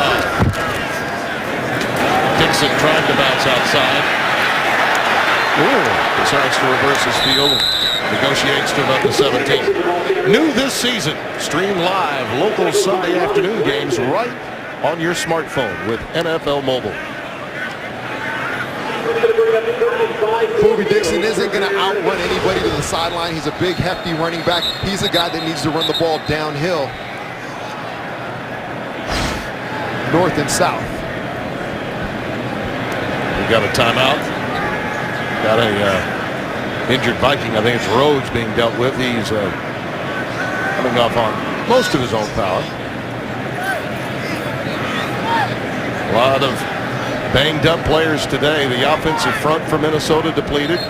Running back core down really to Bobby Dixon or bust for Buffalo. I was a guy that always liked to play on a grass surface. Never could really appreciate the turf or the next turf. I liked the smell of the grass, the feel of the grass, and I also felt just safer in general playing on the grass turf. 3rd down and 5. I sort of prefer the sand myself. You know, sunny days, that kind of thing. Volleyball. Yeah, right. If that. Orton in trouble and sacked. Back at the 11-yard line, and it's Everson Griffin who's having a whale of a day. Griffin with his 3rd sack. Credit this sack to the play call. So George Edwards, defensive coordinator, he dialed this one up. You saw the pressure from the linebackers. You see Griffin come off the edge and get the sack because the offensive line didn't know exactly who to block. There's George, pretty pumped. Why wouldn't he be? Sherrills is deep. Schmitz to boot from his end zone. Hunter's getting a workout today, and they've both been pretty doggone good. Here's Sherrills with room.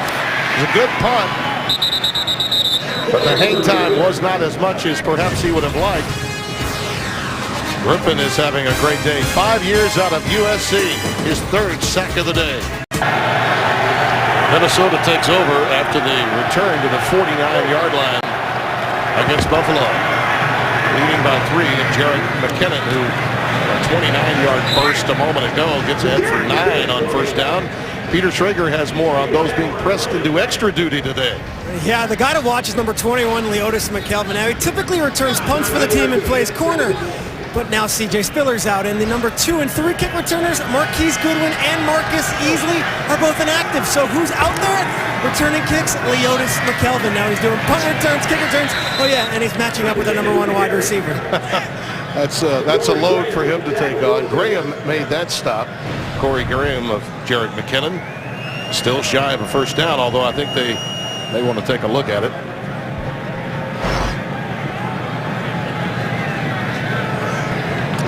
What's that old saying, Brendan? That's not all. They don't always pay you for what you do, but for what you might have to do in this league. Yep, and it's not always going to be what you thought you were going to do. You might have to do something that necessarily wasn't on the assignment. You see Jerry Hughes playing on punt return today. Wow. By the nose of the football, they get the 1st down. So the Vikings really in great shape here, trying to take advantage of the turnovers and a very stingy defense that's been able to get to Kyle Orton today and force fumbles and a big interception. Cordero Patterson is flanked to the bottom of your screen. Jarius Wright takes the Wide receiver screen, just a quick shot. Well, they're not letting Bridgewater hang around too long with the ball, are they? Ahead for about 5. Corey Graham makes the stop. And they're running a tempoed offense. Couple run plays on the last play now. They come back with the screen, get the ball out there fast. Wright makes a couple guys miss. I'd slow it down, though, personally, if I have the matchups that I like. Maybe I would go hurry up, but otherwise, I'd chew up this clock and grind it down.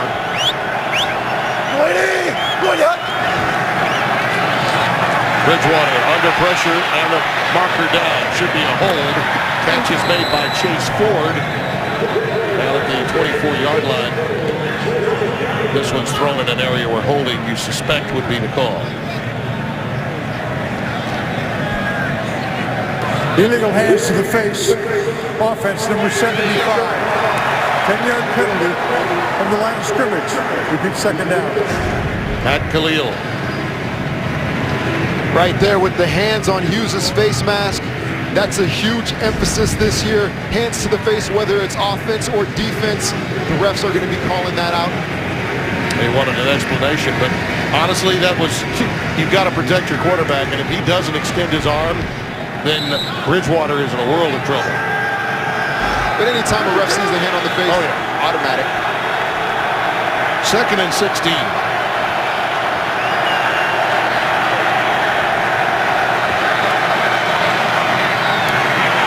Nothing doing for McKinnon. Jerry Hughes again. Jerry Hughes from his right side defensive end position. The play is ran to the right. Hughes sniffs it out. It looked like he did a nice little underneath technique, got it between the guard and the tackle, and made the play.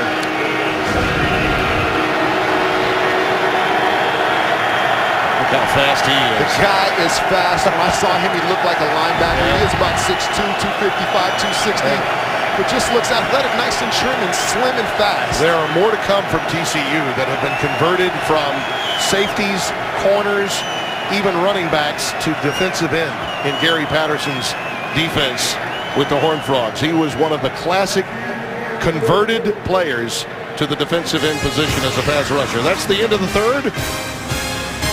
Buffalo has the lead. Will return after this message from your local Fox station. We welcome you back to Orchard Park, New York. The Buffalo Bills, really a very meaningful quarter for them, sitting at 3-3 at home. They're a game behind New England in the AFC East with a young and talented team, playing a Minnesota club that entered here reeling with a rookie coach and all kinds of issues off the field as an organization. Now on 3rd and 18, Bridgewater going for a home run pitch.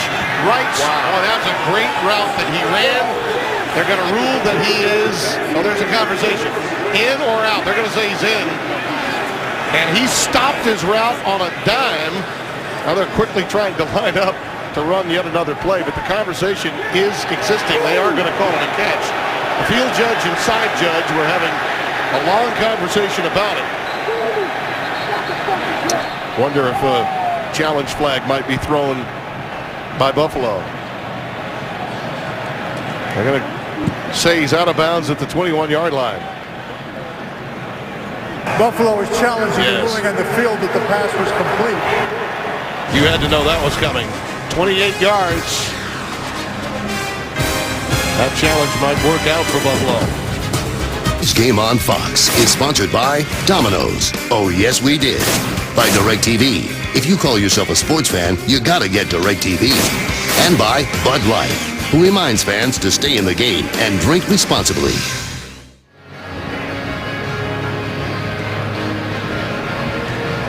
The ruling on the field stands as called. It's Minnesota's ball, first down. Buffalo is charged with their first timeout.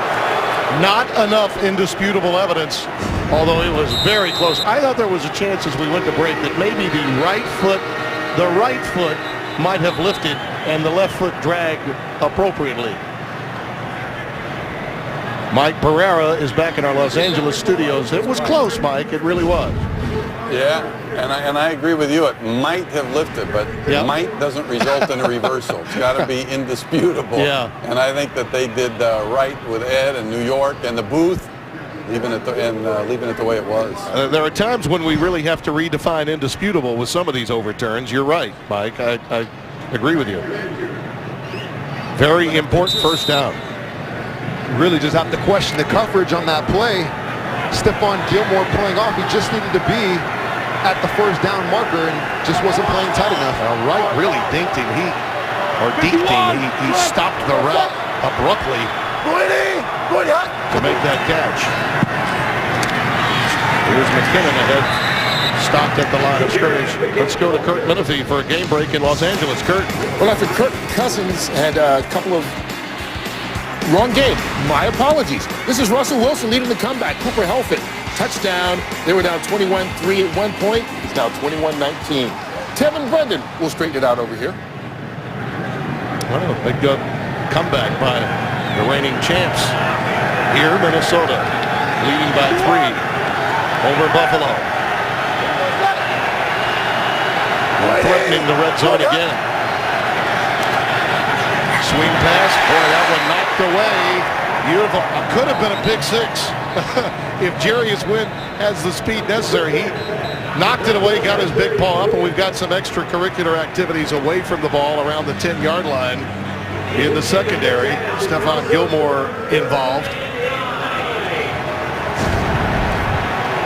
Look at this tip. You see Wynn right there, tips the ball right at the last second. And here's the extracurricular activity with Gilmore and Jennings. Gilmore probably a little bit hot from the last play where he got beat. Jennings, the veteran. A little extracurricular activity, nothing wrong with a little extra emotion. Big third down for the Buffalo defense here, 3rd and 10. All right, will they get it off in time? Barely. Bridgewater's pass is caught. Jarius Wright again. Inside the 10 to the 7. 1st and goal, Minnesota. Another injured player on the field. Let's go, Corey! Let's go! That's Aaron Williams, who's been nursing that bad wrist. Jarius Wright having a great day today, just working one-on-one. Did a nice job to get open. Once again, he basketballed himself between McKelvin and the ball. Picked up the first down, and he's excited. Yeah, I think that wrist problem may be rearing its ugly head again for Aaron Williams.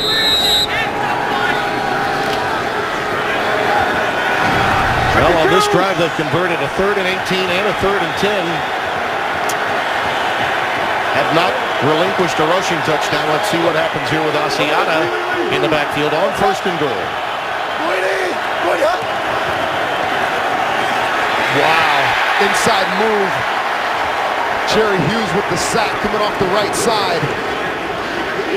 When you need a big play, 55 is generally going to deliver it off the edge. Backside pressure, Teddy, and he didn't feel it. Matt Khalil wasn't ready for that inside move. Hughes using that outside pass rush right there. He goes underneath. He's got plenty of different techniques in his tool shed. He's showing them off today. Well, you know, sometimes against a team like Buffalo, it's so difficult to run on. Maybe a little extra room helps. You're not going to run it in from inside the 10 against these guys. Bridgewater down again. This time, it's Marcel Darius. Marcel Darius just busted through the middle. This was the problem. They wanted to stop all the negative plays. That's why the run game has been their best friend today. Just hand the ball off. Now you're going back 2 plays in a row, negative plays. And what are you going to dial up on? 3rd down and 24. Makes it tough on Norm Turner and Teddy Bridgewater. High formation with McKinnon. Jerome Felton, the fullback, will lead the way, and Jarrett darts to the 15-yard line, and they set up shop for a field goal. Norris Searcy, number 25, making the tackle. Minnesota's offensive line got abused with the ball inside the 10-yard line with those 2 sacks, and so they'll have to settle for 3. Jeff Davidson in the offensive line coach Jeff Davidson has his guys doing a great job today, but just a little bit too much. 33-yard boot. Right down Broadway for Blair Walsh. 4 years out of Alabama. Darius does them in. Stars of the day defensively inside the red zone for Buffalo, Hughes and Darius. One coming from the middle, the other one off the edge. 12-play, 5.5-minute drive, and that's only 3. But Minnesota's lead is now 6, and McKelvin takes a knee. Fox Sports Supports is proud to team up with Boys and Girls Clubs of America. Boys and Girls Clubs help young people to reach their full potential as productive, caring, and responsible citizens through programs that promote character, leadership, education, healthy lifestyles, and more. For more information, visit foxsportsupports.com. Boobie Dixon remains the I-back out of the power set with a fullback in the game. He only gets about a yard, if that, this time. A lot of people would argue that there are no moral victories in football, but the Minnesota Vikings had it first down and goal from the 7. You get the 2 sacks, and it ends up being third down and goal from the 23-yard line. They have to kick the field goal. I think that is a moral victory. Now let's see if the offense can pick up from the momentum that the defense started. Neither team is operating on full cylinders offensively. For Minnesota, the problem is in the offensive front. For Buffalo, it's in the backfield. And as a result, Orton is having to toss it to Boobie Dixon, who does have enough for the first down to the 31-yard line. He's had 9 different receivers, Kyle Orton, in today's game. Generally speaking, he'd love to be handing off a lot more to 2 guys that are now not available. Boobie Dixon getting the ball out of the swing, out of the backfield. Normally that would be Fred Jackson in that position, but Boobie Dixon showing his versatility.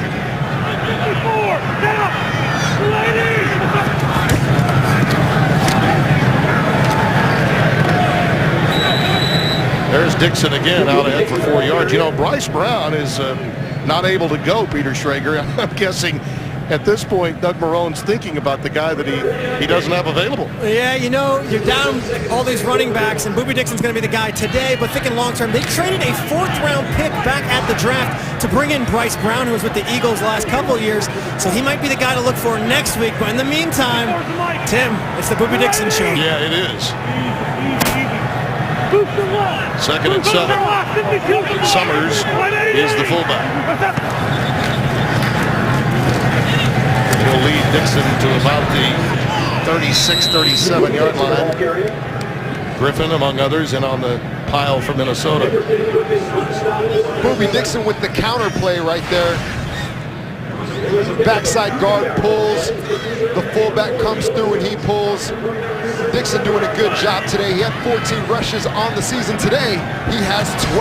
By the way, his alma mater was off yesterday, but I've told everyone in the locker room understands Mississippi State is number 1 in some polls. He's letting them know. On 3rd and 4. That pass is caught at midfield. Beautiful crossing pattern to Chris Gregg, the tight end, 2 years out of Arkansas. 4-man pass rush, a little stun up the middle. Orton has the protection he needs. Gregg makes the reception with Anthony Barr in tight coverage. This is a good throw, good catch. 14 yards on the reception. Barr's getting his fair share of the work today as well.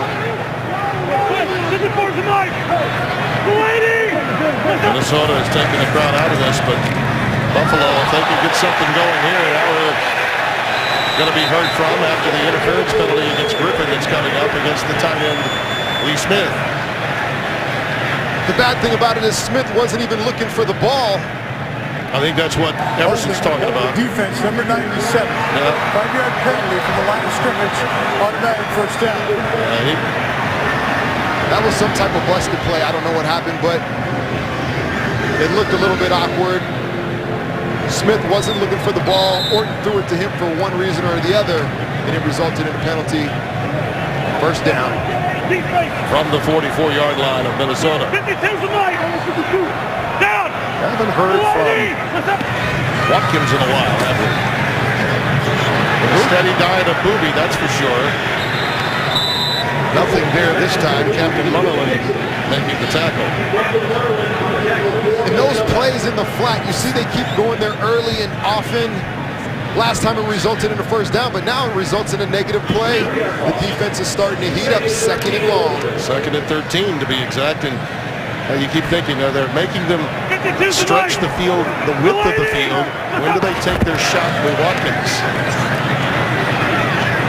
Davis. Dixon, I should say, burrows down to about the 44-yard line. And Booby's looking a little winded now. He hasn't had this many carries in a long, long time in the game. He's got his hands on his hips right now. He's breathing hard. Like a basketball player at the free throw line. He's played all 40 minutes. Showing pressure up the middle.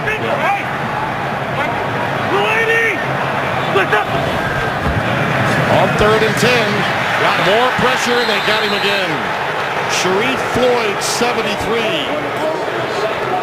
Booby Dixon was absolutely winded. He didn't pick up his guy in the middle. Floyd just comes off the edge. You see all these guys at the line of scrimmage. Floyd just drives back. Cordy Glennon takes the sack. That was a tired attempt at a block by Dixon. He completely whiffed in protection there. Charles is back deep inside the 10, awaiting the punt. Golden Schmidt. High, short punt. Charles with a fair catch at the 22. Well, at this stage, Minnesota just needs to see the clock go tick, tick, tick. This game is sponsored by Visa Checkout, the easier way to pay online. Tuesday on Fox, the Fall Classic begins. The San Francisco Giants continue their quest, going for their 3rd championship in the last 5 years. They head to Kansas City to take on the amazing Royals, who will look to stay unbeaten in these playoffs. Coverage of the World Series begins Tuesday at 7:30 Eastern, only on Fox and streaming live on Fox Sports Go. Those are the probables, Baumgartner and Shields. And here, Bridgewater's pass is batted down by Mario Williams. And it'll be 2nd down and 10 for Minnesota. Fortunate for the Buffalo Bills, Mario Williams batted that ball down. I believe it was Chase Ford in the flat off of the play action, was wide open. It would have been at least a 7 or 8 yard gain on the play. Interesting to me that they would come out with that particular play call with the clock on their side and the lead with them. McKinnon dots the I. This is a little bit more of what you expect on 1st down. And now they're going to be staring at a 3rd and long in a passing situation for Teddy Bridgewater. Well, this defense is teeing in. They had 2 sacks on the last possession. You want to slow down that defensive line, so I understand the call with the play action. But yes, with the clock, you definitely want to run the ball and put them in that situation where you're just facing time and the opportunity not to win the game by the clock running down. Crowd is on their feet. What a marvelous town this is for the National Football League. And they're so happy to know that the future is bright with the new ownership of the Pagula family. Out pattern complete. That's Jennings, 1st down. A big one. And the veteran has come up with quality play after play. What I like is they left Chase Ford in the backfield to double up on Jerry Hughes with Matt Khalil. Jennings runs a nice route right here. You see the double team here. Jennings runs the nice out, picks up the 1st down on Roby. Now this offense is able to chew up a little bit more time. 5.5 and counting. McKinnon. Gaping hole at another 1st down. Out to the 48-yard line. You know, it's interesting, Brendan, when you think about it, if you're max protecting and you need help chipping guys coming off the edge, you can only put a couple of extra guys. You really have to count on guys like Patterson and Wright and Jennings to be so very good because there are only 2 or 3 guys out in pass patterns. That was a huge block right there on Ellison. He was blocking number 53, the linebacker. Bradham opened up that gaping hole in the C gap and rattled off a nice big run. A team that doesn't give up first downs or running the ball for that matter. And we're going to have too much time again. Offense, 5-yard penalty. It's first down. Second time that's happened to the rookie Bridgewater today. They're very patient with him. And they should be, because Teddy is one of those guys that you know is like a human sponge. He'll take in all the help that he gets. He couldn't stop talking about the help that he's gotten from his backup, Christian Ponder. Been like an extra quarterback coach for him. And of course, North's son is the quarterback coach. Scott Turner. That handoff went to Jared McKinnon. You spend 10-15 minutes with Teddy Bridgewater and you're immediately sold on the kind of leader that you know he'll be. The thing I can appreciate about Teddy Bridgewater is he puts the onus on himself. He doesn't put on his offensive line, his running backs, or his wide receivers. He always looks at himself in the mirror and says, what can I do for this football team to make us win football games and make us a better football team? 2nd and 14.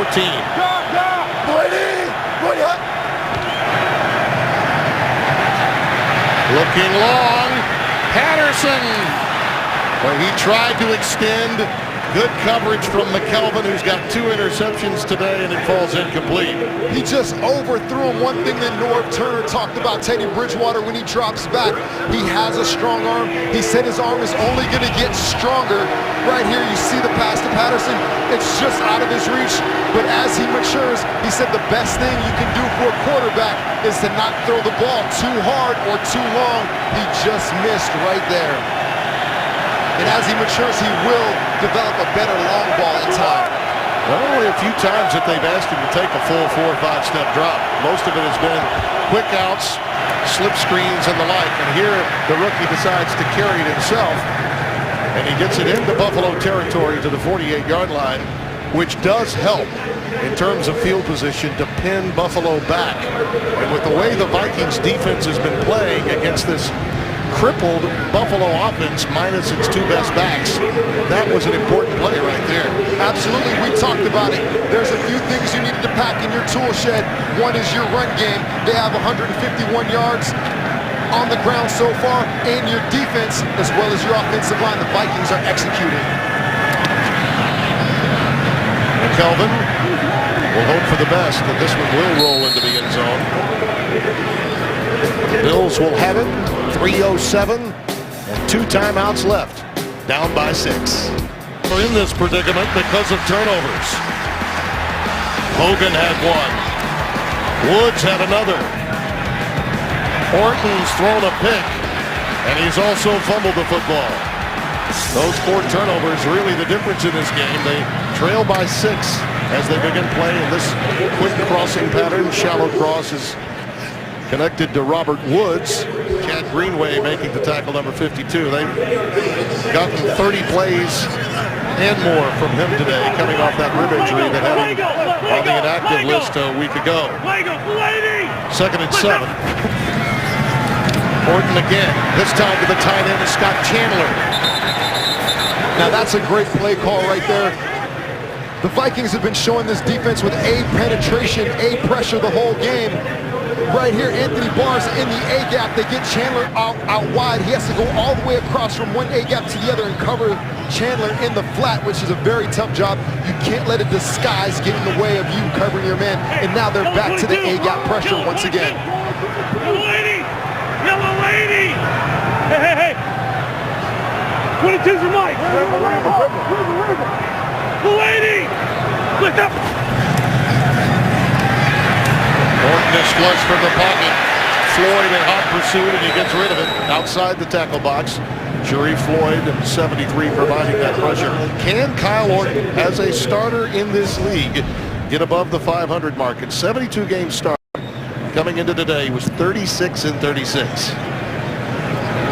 That's the exact position you want to get Kyle Orton in. He's a straight drop back passer. When he has to improvise on plays when he has to run, leave the pocket. He's the guy that's probably going to throw the ball out of bounds or take the sack. Great job by the Vikings defense. Hard to sign a guy on August the 29th and have him up to speed to take over as he did a couple of weeks ago with that win over Detroit and not skip a beat. Over the middle and caught. We were wondering when we'd hear from Watkins. We just did. 19 yards and a first down in midfield. Looked like Watkins ran a deep in on the play. Come across the field. You expect the linebacker to be in that void. Nobody was there. The safeties come down and make the play. Huge first down for Sammy Watkins. Dixon back in the game as we approach the 2-minute warning. Orton in traffic and thrown down. Linval Joseph. So another sack for Minnesota. And it's a negative yardage play, and we're under 2 minutes left. In a game where ball control really does matter statistically, Minnesota's had the better of it. Buffalo now facing a 2nd and 17 after that sack by Linval Joseph. Out of the shotgun. Trying to get some of it back, and Chandler dropped it. The ball was a little out in front, but that's one I know he feels he should have had. He definitely should have had that. Anthony Barr, rookie linebacker in coverage. He had him beat. You have to just pull that in. We saw that same defense from the Vikings. I think they smell a little bit of blood in the water. George Edwards, Mike Zimmer going back to that bare front with the A-gap pressure. Let's see if they can exploit this offensive line from the Buffalo Bills once again. Well, 3 out of 10 on third down conversions. Their best of the day was 3rd and 6. This is a 3rd and 17 that faces them. Orton again. Sacked again, this time at the 40. And it's Tom Johnson, 92, the first to get there. He had a lot of help. The pressure's coming. You see Barr coming right through the middle. Everybody's busting through that offensive line. They can't hold it tight, and they get their 6th sack of the game. This is big, 4th and 20. He lets it go. Chandler's got it. First down. He atones for the drop. What a huge play. Greenway on the coverage. Chandler at 6'7", the huge tight end right here running down the middle of the field. Greenway has to stay on his hip. He can't let the tight end get on top of him. Chandler bends the ball in, makes it a nice clean read and throw for Kyle Orton. That is a veteran savvy play that they haven't had in a long time here in Buffalo. You just think of all of the quarterbacks that they've had in this organization in recent years. There's the previous play, the one that he missed. And that would have gotten about 2/3 of the 17 yards back. But boy, does he make up on a seam route with the tight end for 24 yards. Big time play. And Orton was under a lot of pressure. No denying that this veteran out of Purdue is a big-time quarterback. And Chandler, his favorite target at tight end, atoned for the mistake. From the 36. And we've got... Who was it? Yep, it's going to be procedure, I think, the false start against Buffalo. Might have been Chris Hogan. False start offense, number 66. 5-yard penalty. It's first down. Chantrell Henderson, right tackle, rookie, 7th round pick out of Miami.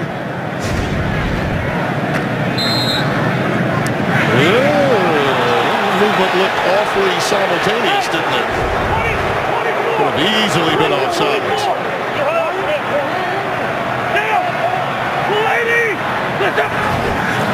On 1st and 15. Watkins, pass thrown just behind him, incomplete. Credit that to the pressure. Once again, Sharif Floyd putting the pressure on. You see Sammy Watkins was wide open, but Orton gets absolutely obliterated on the play. Let me say this too. Watkins saved an interception. If he doesn't get his left hand on the ball, it's picked off. The interesting thing is that the Vikings, now they're showing the A-gap pressure. When Chandler converted on 3rd down, they didn't have that defense. Now they're going to that defense solely. On 2nd and 15. Shallow cross to Hogan to the 38-yard line. Look at this play again now. Watkins knows he can't catch it, but he does get a hand on it. If he doesn't, Robert Blanton, 36, picks that off. That's an interception, and it's ball game. Now I'm looking at the matchup with Chandler. Who has Chandler? 3rd and 12. There's the crossing pattern. Watkins, first down, Buffalo. Timeout, Bills. Robinson on the tackle. A nice inside release. He's beat right off the bat. Let's go to the replay. You see the crossing route. Woods goes out. Watkins comes in. 2 seconds on the clock. And Orton is excited. In these types of situations, I like to run a banjo defense. You just bracket the 2 receivers. Whoever is on the outside of the play, you take the guy coming out. When one guy comes out, the other guy comes in. Put him on a rubber band, huh?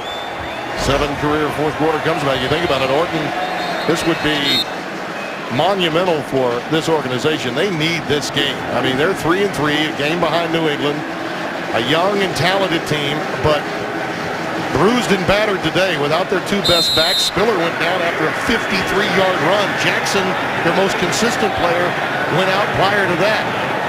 And this hungry Vikings team has flipped the script on quarterback sacks and are +2 in the turnover category, trying to get a road win, a much-needed road win for them.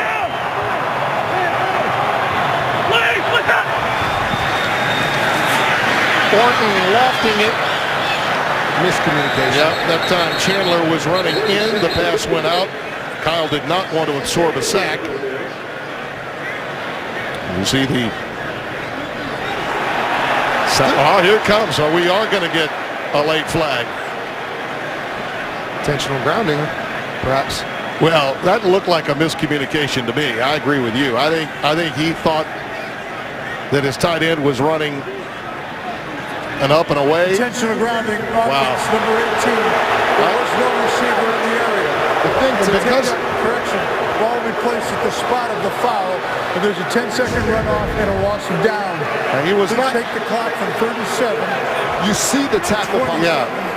Listen, I have no problem with the fact that he's inside the tackle box, but it appeared as though the tight end was running a route that was not. Chandler's running a route that's just maybe not the one that Orton expected. But correct me if I'm wrong, I believe there needs to be a receiver within 5 yards of the ball. But tough break. A dangerous defense right there by the Minnesota Vikings. Very tough break for Buffalo. And it was a late flag, too. Orton with a pump fake going for Hogan.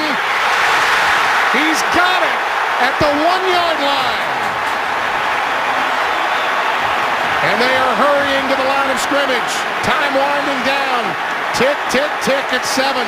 He'll have to spike it. He does.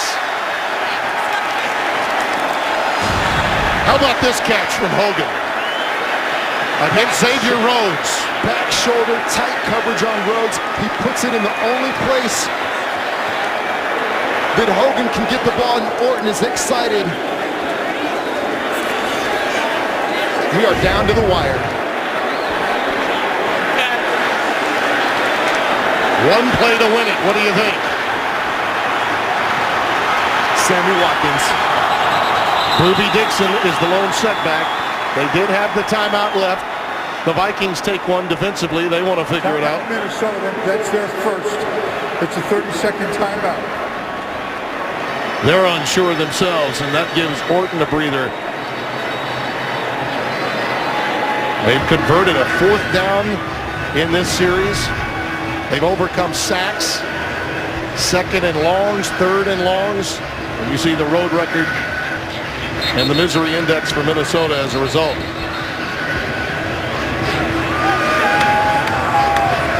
When I talked to Doug Marrone yesterday, and I've known him a long time since he was an assistant coach with the New Orleans Saints, he said, yeah, this is the kind of game we got to take care of business. This organization long-term is in great shape, but immediately our currency is about winning and winning now. Ball at the 2, 5 ticks remaining. Hogan is the favorite target in the red zone, but Dixon the lone setback. He is looking to Watkins. He's got it. Touchdown, Buffalo.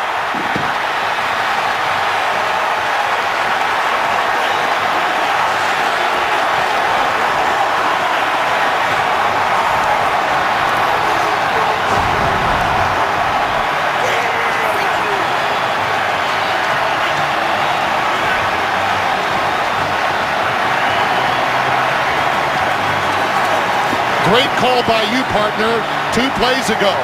You said Watkins from the get-go. He's your man. He's your number 1 receiver. First-round draft pick. They traded up from the 8th to the 4th spot, I believe, to get him, and he's paying off.